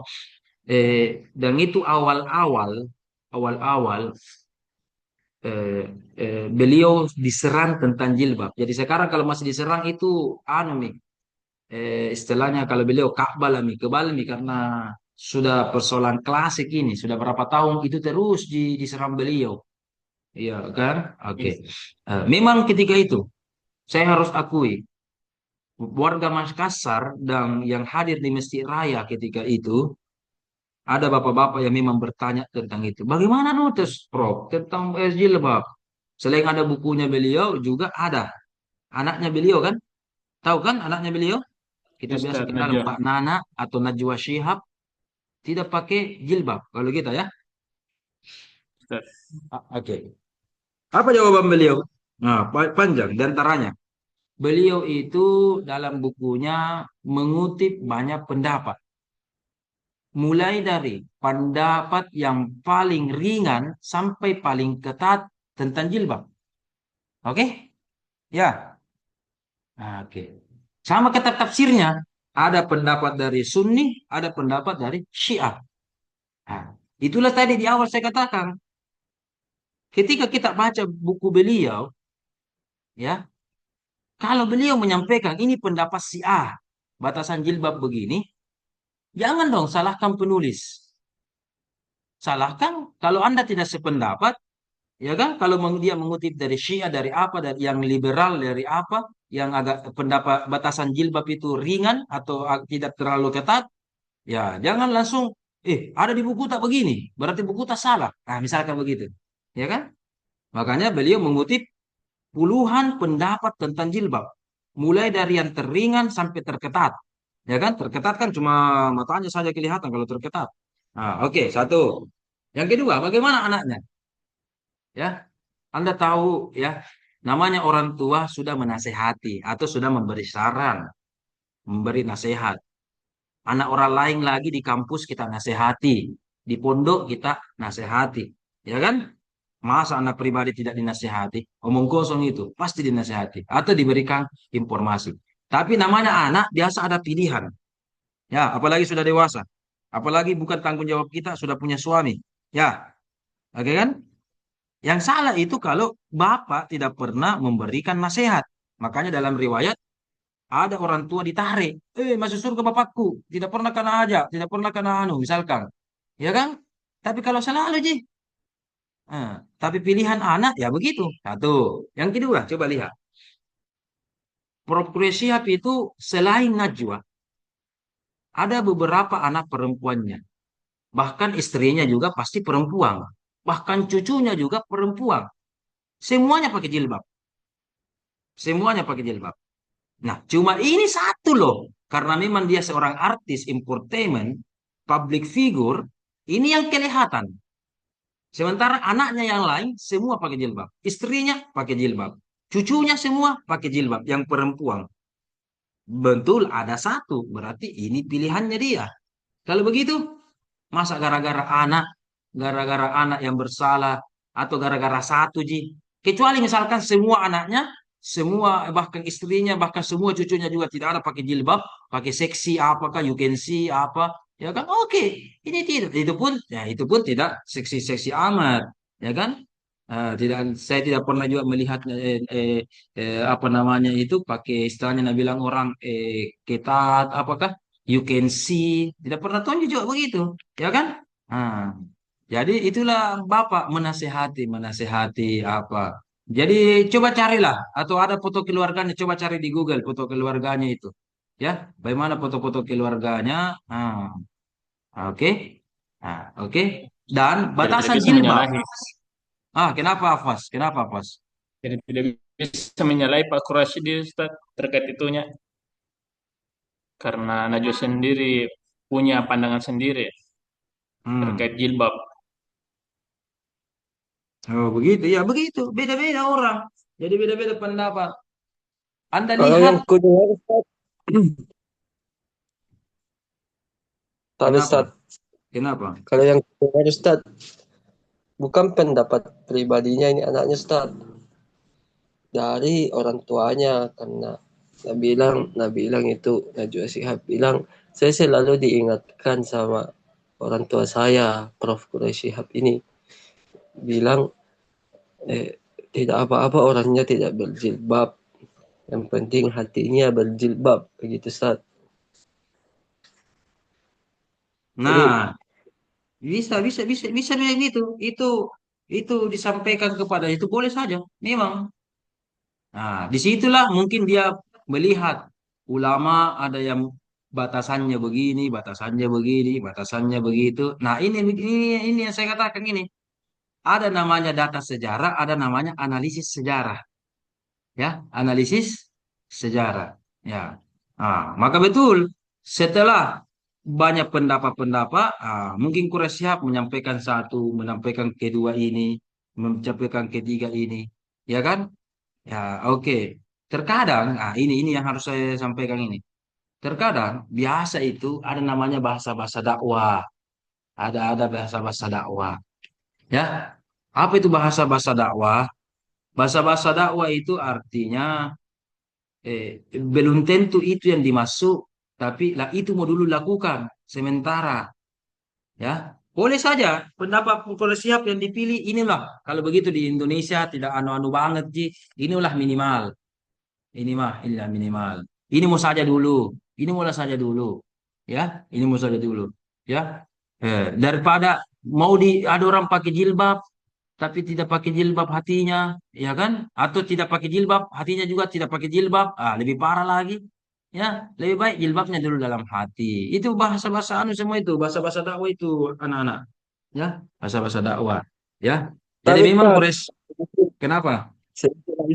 ada kemarin pendapatnya Dr. Rosimin Ustaz, hal-hal seperti itu tidak bisa dinormalisasi Ustaz. Apa itu Karena normalisasi maksudnya? eh, dinormal-normalkan Ustaz, misalnya tidak apa-apa, tidak berjilbab, yang penting hatinya Ustaz. Jadi takutnya itu generasi-generasi kita itu alasannya semua begitu. Dia tidak pakai jilbab karena bilang yang penting hatiku berjilbab. Sehingga hal-hal seperti itu tidak bisa dinormalisasi. Itu pendapatnya Bu Rosmini, Ustaz Dr. Rosmini, dan itu Ya, ya. tidak. Itu Bagaimana tuh itu Ustaz? yang saya katakan tadi. Ini adalah namanya analisis, analisis. Dan tadi saya katakan itu metode dakwah, Orang-orang beda ya. Ya. metode dakwah. Jadi ini diceramai, ini anak tidak anu tonji, ya minimal dia begitu mau dulu untuk sementara.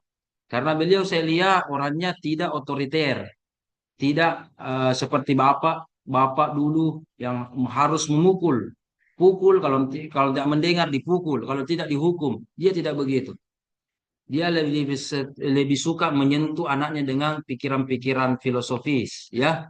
Ah, ya. Itu pendapat. Ada mengatakan tidak boleh, tidak boleh. Oke, pendapat oke. Itu pendapat. Makanya inilah harus Anda kata bedakan ini. Al-Quran itu namanya kebenaran absolut. Ini kita pelajari adalah tafsir atau pemahaman. Itu namanya kebenaran relatif. Ya, sama kalau data. Tadi, data atau fakta itu kebenaran absolut. Data. Tapi analisis itu namanya relatif, kebenaran tapi relatif. Melihat dua sisi ini, terserah. Mau Prof. Sihab, mau Prof. Rosmini, mau Prof. siapa yang mengadu, terserah. Terserah. Terserah. Prof juga beda pendapat. Bahkan juga coba lihat ini, istri Buya Hamka, mufasir kita, Buya Hamka tadi yang ditulis, dan secara umum istri-istrinya, pejabat-pejabat atau bahkan Menteri Agama Buya Hamka, coba lihat jilbabnya. Jilbab-jilbab bagaimana? Seperti jilbab-jilbab selendang. Nggak pernah lihat. Seperti anaknya Gus Dur Kapang. Masih begitu jilbab-jilbabnya. Hmm. Pernah lihat Iya Ustaz. jilbab-jilbab begitu? Iya, iya kan? Iya Ustaz. Tidak dikalungkan begini, apa. Bahkan kalau Anda lihat lagi flashback. Doktor agama atau doktor umum, sarjana agama, sarjana umum. Ya, dulu, dulu harus kasih lihat telinganya orang. Kalau tidak salah juga Ibu Rosmini dulu atau siapakah yang di UIN juga masih berlaku dulu di UIN, ya, yang pakai jilbab harus kasih lihat telinganya, harus kasih lihat telinganya. Sekarang kan enak nih, kalau foto ijazah itu tidak boleh pakai nikob kalau pakai foto ijazah. Tapi dulu, ya, jangankan pakai nikob, pakai jilbab boleh, tapi kasih lihat telinganya. Bagaimana kalau begitu? Kasih lihat telinga, ya. Dan dan coba nanti tanya-tanya dosen-dosen yang senior, ya, ya, yang mungkin dulu dia dari sini, dari Indonesia, dari UIN, dari Indonesia secara umum IAIN begitu. Coba lihat tanya, Bu, dulu waktu foto ijazah, padahal dia agama ya. Dan sekarang mungkin tidak begitu nih. Ya, sekarang kan pakai jilbabnya tidak ada di UIN itu pakai begitu. Tapi dulu masih mana itu kelihatan, kelihatan telinganya begini. Coba, janggalnya kelihatan itu, kelihatan telinganya begini. Nah, bagaimana? Nah, Prof. Siap sebenarnya ingin menyampaikan banyak loh interpretasinya itu. Aurat wanita itu yang bagaimana? Ya kan? Aurat wanita itu bagaimana? Ya. Nah, sampai dia katakan hati berjilbab, berarti dia pakai lagi pendekatan-pendekatan spiritual itu. Fikram, berhati jilbab. Padahal memang bagus. Syariat jilbab, spiritual hati jilbab, itu paling bagus. Ya, paling paling bagus. Yang paling tidak bagus adalah sudah tidak jilbab syariat, hatinya juga tidak pakai jilbab. Tapi dia ambil minimal secara substansi. Syariat tidak pakai jilbab. Nah, itu pun batasannya tidak sepakat ulama. Jadi ini namanya khilafiyah. Batasan aurat wanita itu khilafiyah. Khilafiyah. Oke? Apa nih masuk khilafiyah? Ya. Anda baca kita tafsir, Anda baca kitab-kitab fikih, batasan aurat wanita itu tidak ada kesepakatan. Sehingga batasan jilbab dan teknis jilbab tidak ada kesepakatan. Nah, ingat ada kaidah usul fikih yang berbunyi begini. Anda sekarang harus hafal ini kaidah, ya. La yumkaru, ya, fi makhtulifa fihi. Tidak boleh kita ingkari, ya, sesuatu yang diperselisihkan Walakin yungkaru, tetapi yang bisa kita ingkari kalau fimat tufika tafaka alaihi. Kalau itu disepakati. Saya berikan contoh. Sholat 5 waktu, subuh, duhur, dan seterusnya, ya, rakaatnya dan hukumnya kita sepakati. Kalau ada orang mengatakan bahwa subuh itu hukumnya mubah, zuhur itu hukumnya haram, sholat zuhur hukumnya haram, itu yang kita ingkari. Karena ini adalah kesepakatan. Al-Quran 30 juz dan seterusnya. Ada orang mengatakan, Al-Quran itu 20 juz. Ya kan? Padahal sudah kesepakatan ini. Kalau ada yang berselisih pendapat, yungkaru, itulah diingkari. Lawan dia. Oke? La ilaha illallah. Tuhan kita satu. Kalau ada tambah-tambah 2, 3, dan seterusnya, ingkari. Oke. Tapi la yungkaru, tidak boleh kita ingkari kalau masalah khilafiyah. Khilafiyah. Tadi kita bilang, kunut tidak kunut. Kan khilafiyah. Bismillah jahar dengan tidak. Ya kan? Khilafiyah. Jadi jangan mentang-mentang ada orang tidak kunut, ada orang kunut atau sebaliknya, saya tidak mau sholat. Itu sesat, itu neraka. Tidak kan? Itu kaidahnya. Oke? Itu kaidahnya. Ini juga, oke? Yang disepakati adalah, oke? Kalau kita, kalau kita mau sholat dan seterusnya, yang menutup aurat, itu kesepakatan, menutup aurat, ya. Dan menutup aurat muka sampai telapak tangan secara umum itu disepakati ulama ketika sholat. Ketika sholat. Tapi di luar sholat, Najwa Shihab juga kalau mau sholat tidak begitu. Pasti pakai jilbab gitu. Ya, tanya nih. Ya, pakai jilbab gitu kalau pergi sholat. Tetapi yang tidak disepakati ulama kalau di luar sholat. Kalau di luar sholat. Ya, ada mengatakan boleh begini, boleh begini, boleh begini, boleh begini. Itu tidak disepakati. Nah, karena tidak disepakati, Fikram dan Afwas, apa sikap kita? Tidak boleh yungkaru fihi. Tidak boleh kita ingkari. Tidak boleh saling sesat menyesatkan, salah menyalahkan. Karena tidak bakal ketemu. Tidak bakal ketemu. Mau pendapatnya apa, pendapat tidak bakal ketemu. Makanya kita tak usah saja kita saling ingkar mengingkari. Contoh, riba, ulama sepakat. Ahallallahu al-bai'a wa harrama riba. Ulama sepakat riba haram. Berarti ini adalah hal yang disepakati. Tapi yang tidak disepakati adalah bunga bank termasuk riba atau tidak. Riba modern, yang mana itu riba modern? Kalau riba klasik pada zaman Rasul, oke. Kalau kita bilang pateken-teken, rentenir, ya kan? Pinjam misalkan 1 dirham, membayar 3 dirham. Itu kan berlipat-lipat ganda atau apa mudah apa? 1 dirham dia pinjam, tapi langsung 3 dirham akan 10 dirham dikasih kembali, ya kan? Oke. Riba pada masa klasik ulama sepakat. Ya, yang penting namanya riba, ulama sepakat itu haram. Tapi yang mana itu riba modern dan apakah bunga bank itu termasuk riba? Itu khilafiyah. Itu khilafiyah. Maka kalau ada saudaranya atau ada keluarganya Fikram, ada keluarganya Afwas, ya, di kerja di bank, jangan langsung suruh berdiri, jangan suruh berhenti. Ya kan? Kalau dia bekerja, mohon maaf, sebagai PSK, pelacur, oke, suruh berhenti. Karena perbuatan ini pasti sepakat haram. Ya, ya, begitu ya. Pencuri, suruh berhenti. Minum balok, suruh berhenti. Karena sepakat haram. Khamar, sepakat haram. Mencuri, zina, sepakat haram secara umum. Ya kan? Tapi kalau bekerja di bank, ulama tidak sepakat bahwa itu pasti haram. Ya, tidak sepakat. Ya kan? Oke, karena tidak sepakat, jangan anggap security-nya yang kerja di sana, tellernya, ya kan? Bahkan cleaning service-nya yang kerja di bank, semua haram. Kalau begitu, jangan anu situ lah. Kakak, sepupu, jangan kok jadi berhenti mau di bank. Tidak boleh juga begitu, karena ini khilafiyah, khilafiyah, ya, khilafiyah. Kalau khilafiyah berarti tidak boleh kita anu. Sama juga perkara jilbab. Perkara jilbab itu ada puluhan pendapat khilafiyah. Nah, ingat itu. Kaidah kalau khilafiyah, ya, la yungkaru. Tidak boleh diingkari. Tapi kalau yang hal dia Bunganya juga, sepakati, Ustaz. yungkaru. Kenapa Fikran? Bunganya juga khilafiyah, Ustaz. Bunganya. Itu nih bunga bank khilafiyah. Apa maksudnya bunga bank? Kita ini sudah puluhan tahun. Kita ini rekening tak mungkin di bank 1 juta, 2 juta, Ji. Tapi kalau mau kita lihat catatan per bulan, lebih banyak potongannya, 10.000. Bunganya mungkin Rp500. Belum lagi, belum lagi potongan-potongan ATM 7.500. Belum lagi kalau transfer-transfer antar bank 6.500 dan seterusnya. Tidak, saya puluhan tahun di bank, baik konvensional maupun syariah atau tidak syariah, itu tak potong terus, itu tak potong terus. Jadi Ya, kalau kita start, itu khilafiyah itu, khilafiyah. Ya kan? Yang itu ya tidak termasuk itu. Ya sedikit sedikit sekarang apa junta bahkan bukan untung orang dapat di bang.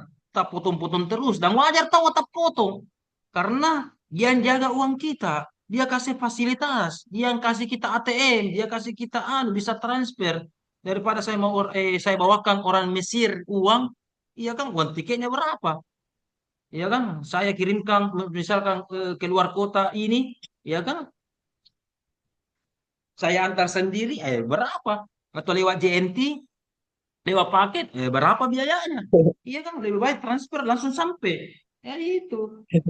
Jadi ini ini masalah tidak tidak anu banget gitu. Ya istilahnya masih banyak hal-hal yang lebih urgent itu. Ya, jadi kalau kita menabung di bank, mana bunganya itu? Saya tidak pernah lihat bunga. Kalau bunga di kantor bank memang banyak ya, bunga melati apa, pot-potnya memang banyak. Kalau bunga begitu. Ya kan? Tapi kalau bunga-bunga itu tidak pernah. Entahlah kalau berarti orang kalau yang orang 1 miliar mungkin ya 1 miliar 1 triliun uangnya, entah kalau pinjam entah juga start, kalau pinjam ke start pinjam. itu juga khilafiyah, itu juga khilafiyah. Kenapa juga start? Iya, Oh iya start. khilafiyah itu, khilafiyah. Ya, khilafiyah ada begini, ada begini, begini, begini, itu khilafiyah. Mm-mm. Itu khilafiyah. Tidak sepakat ulama kita. Tidak sepakat. Pakar ekonomi, pakar apa, pakar rumbang, tidak ada sepakat tentang itu. Khilafiyah. Khilafiyah semua. Ya. Nah, untuk itu berbicara tentang khilafiyah itu adalah pilihan. Silakan memilih, silakan memilih dan jangan memaksakan pilihan. Itu saja. Khilafiyah. Ya. Dan seterusnya dan seterusnya. Begitu Sambalu. Alhamdulillah. Afwas, Fikra, masih ada lagi mau disampaikan? Kalau Sedikit saya Ustaz, cukup. Hmm. Afwas, masih mau? Kenapa? tentang yang tadi dikatakan Ustaz, di mana kita membatasi seorang fasir tadi, ada yang pakar meteorologi, ada yang betul-betul mufassir yang telah menerbitkan sebuah tafsir, kemudian ada three in one. Nah, Tuh, jadi yang bukan tri, oh tuh tuh in tuh one. tuh in Tuh, one ya ya. tri, kau kartu ini, Oh, kartu kira itu three kalau Ustaz. tri. Nah, oke. Jadi yang ingin saya tanyakan Ustaz, dalam untuk studi penelitian akhir kita ini Ustaz, apakah kita juga bisa membagi ketiga itu Ustaz? Apakah kita bisa mengkaji itu tadi yang seorang pakar saja dalam penelitian kita atau bagaimana? Oke, apa Kan itu judulmu?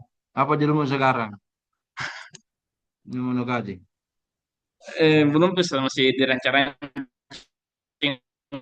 Ustaz, tentang antroposentrisme Ustaz. Oke.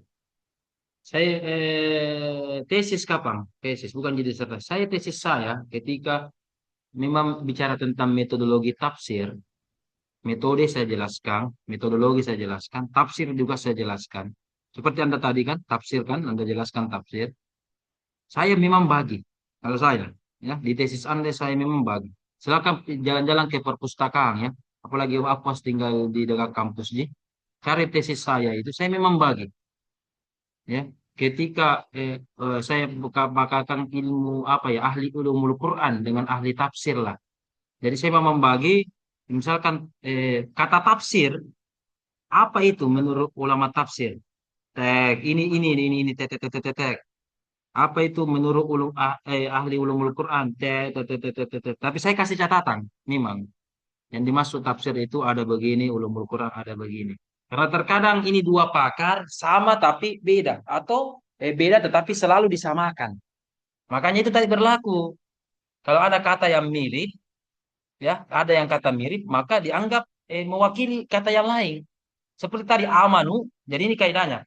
Jadi kalau dua kata yang mirip disebutkan satu, bisa two in one. Tapi ketika kata itu yang mirip itu disebutkan dua-duanya, maka itu beda. Nah, tadi saya berikan contoh tadi, Afwas, mungkin tadi saya lupa sampaikan. Iman dengan Islam kan mirip, tapi beda ya. Kalau disebutkan salah satunya, bisa dimasuk yang lain. Jadi dalam Al-Quran dikatakan iman, walaupun bukan amanu, walaupun tidak dikatakan aslamu, tapi dua ya, iman dengan Islam yang dimaksud. Kecuali surah Al-Hujurat, juz 26, wa qalatil a'rabu amanna. Ya. Orang Arab Badui mengatakan, "Oh, hore, saya sudah beriman, amanna." Tapi kata Al-Qur'an tidak. Anda baru aslamna, walakin kulu aslamna. Anda baru harus mengatakan kita ini baru berislam. Nah, berarti Islam dengan iman di surah Al-Hujurat tadi disebutkan bersamaan. Kalau disebutkan bersamaan, berarti beda iman, beda iman. Beda iman dengan beda Islam. Tetapi terkadang kalau cuma satu disebut, include di dalamnya. Ya. Maka cobalah Anda teliti boleh. Kalau Anda mau menggunakan teori saya itu beda. Saya bedakan supaya jelas. Ya, supaya menjelaskan. Nah, boleh itu menarik itu. Karena Anda bisa mengklasifikasikan itu. Klasifikasikan. Nah, ya, klasifikasikan yang mana pakar teori, pakar tafsir, yang mana pakar ini dan seterusnya. Untuk itu dan mohon maaf ini saya juga mau menilai Anda dalam bentuk karena kita tugas ini ada dua ya, menilai mid dengan menilai final. Nah, coba lihat ada di grup itu, ada di grup yang saya kirimkan di grup ya, link Google Drive. Ini isinya ini. Ini isinya. Sudah lihat di grup itu. Ya. Ini isinya. Oke. Oke, ini isinya. Saya mau Anda semua berdua bekerja sama mengisi data ini. Ya. Nama mufassir, judul tafsir. Nah, oke. Tapi karena Anda dua orang, saya mau bagi. Mau bagi. Saya mau Anda kerjasama dalam mid semester. Sini paling lambat 1 minggu jadi kerja ini. Bahkan kalau Anda duduk-duduk, ya 1 jam 2 jam selesai ini. Atau setengah jam selesai ini. Coba cari. Saya berikan contoh. Nama mufassir. M. Ya. M. Quraisy Shihab. M. Quraisy Shihab. Judul tafsirnya. Al-Misbah. Tafsir menyeluruh 30 juz atau tidak? Menyeluruh. Menyeluruh. Ya. Ya kan? Menyeluruh menafsirkan Al-Quran 30 juz. Jilidnya berapa? Jumlah jilidnya kalau salah volume lah. 15 volume. 15 jilid. Ditulis tahun berapa? 2000. 2001 kalau tidak salah. Bahasanya apa? Bahasa Indonesia. Oke? Sudah satu selesai. Saya mau Anda menulis begini. Tapi saya mau Berapa bagi. itu, Ustaz? Apa? Kenapa, Pas? Berapa itu, Ustaz? Tulis sebanyak-banyaknya tapi saya mau bagi. Ya. Di sini saya kasih catatan di atas. Di sini. Fikram mencari tafsir yang parsial. Afwas mencari tafsir yang menyeluruh. Menyeluruh. Tafsir Al-Misbah itu menyeluruh. Ya kan? Nah, ada juga mungkin apakah Prof. Sahiro, Prof. Nasaruddin Baidan atau apalah. Dia misalkan menulis mohon maaf seperti ada dalam Al-Qur'an itu Bay Arifin. Bay Arifin. Bay Arifin itu hanya menulis Samudra Al-Fatihah. Berarti dia parsial. Muin Salim hanya juga menafsirkan Al-Fatihah. Ada juga mungkin ulama cuma juz ammah. Nah, ya kan berarti tidak menyuruh, dia hanya parsial. Maka saya bagi. Fikram cari kitab-kitab tafsir yang parsial. Hafaz yang mencari menyeluruh 30 juz. Seperti Al-Misbah ini. Baik. Kalau Ya, menerjemahkan Ustaz, kayak apa Habib contohnya? Yassin itu, Ayasin. Ayasin. boleh? Itu terjemahan bukan tafsir. Oh, nggak Jadi masuk. tidak Oh, masuk. iya. Hasbiah Siddiqi Iya. masuk tafsir. Buya Hamka masuk tafsir. Ya, Daud Ismail masuk. Ada juga Abdul Rahab Indonesia saja, Singkili, Ustaz. Singkili masuk. Ada juga yang Jawa itu, ada juga bahasa-bahasa Pegon, Jawa atau bahasa Bugis Lontara itu kasih masuk semua. Daud Ismail, Nah, ya. ya, ini bisa nanti menjadi temuan kita masing-masing. Semua sebenarnya ada di data-data saya ini, ada di data-data saya. Tapi saya mau cocokkan dan saya mau lihat Anda bisa berhasil mendapatkan atau tidak. Dan ini sebagai pengganti mid semester Anda. Karena saya juga mau nilai Anda ini, ya. Oke ini. Ini saya rasa 1 minggu lah Anda kerjakan. Walaupun bisa berapa Indonesia jam, saja. berapa. Kenapa? Fikram? Indonesia Ustaz. Khusus Apa wilayah baik Indonesia Indonesia ya Ustaz. jadi ini cuma di Indonesia ya ini baik Indonesia ataupun dulu namanya Nusantara ya Iya Ustaz. ya walau Oh, iya. masih penjajah kan namanya dulu Nusantara Nusantara atau Indonesia ya di sini ada tahunnya di sini ditulis tahun berapa bahasanya bisa bahasa Indonesia bahasa Melayu ada juga bahasa Bugis bahasa Jawa ada juga itu bahkan ada juga kita tafsir bahasa Sunda ada itu ya. Makanya ini namanya mitsnya ini supaya Anda terarah semua. Oh, ternyata ini jumlah-jumlah kita tafsir yang ada ya. Ada tafsir cuma juz amma, ada tafsir cuma Al-Fatihah, ada memang tafsir 30 juz, dan seterusnya. Di sini. Jadi Fikram yang parsial, Afwas yang tafsir yang menyeluruh Al-Fatihah sampai An-Nas. Jadi kita tidak bicara tentang metodologi ini ya. Kita bicara dulu kita tafsir. Nanti, nanti berikutnya mungkin tugas finalnya, itu tugas finalnya. Cari lagi kita metodologi tafsir. Nanti kita lihat. Tapi ini dulu kita tafsir. Ah, Iya. oke. Dan ingat tafsir terbaru di Indonesia adalah masih M. Quraish Shihab 2001. Sekarang sudah 24 tahun belum ada tafsir menyeluruh setelah Al-Misbah. Akankah lahir di UIN Alauddin kembali dari tangan-tangan dari Fikran Afwas atau siapa? Kita nantikan dan kita lanjutkan episode berikutnya. Oke, Pak Imtum? Baik, Alhamdulillah. nah, Oke, terima kasih kita bertemu karena Allah dan kita Alhamdulillah. juga berpisah karena Allah. Mohon maaf kita sudahi karena sudah tapi azan juga. Ustaz, untuk jadwal Kenapa? perkuliahan kita nanti selanjutnya bagaimana Boleh, Ustaz? boleh, boleh duhur. Saya ikut je. Heeh. Oh, pada dulu Iya, aja ya. ya. Oh, iya, Ustaz. Oke, terima kasih. Ya, assalamualaikum warahmatullahi wabarakatuh. Ya.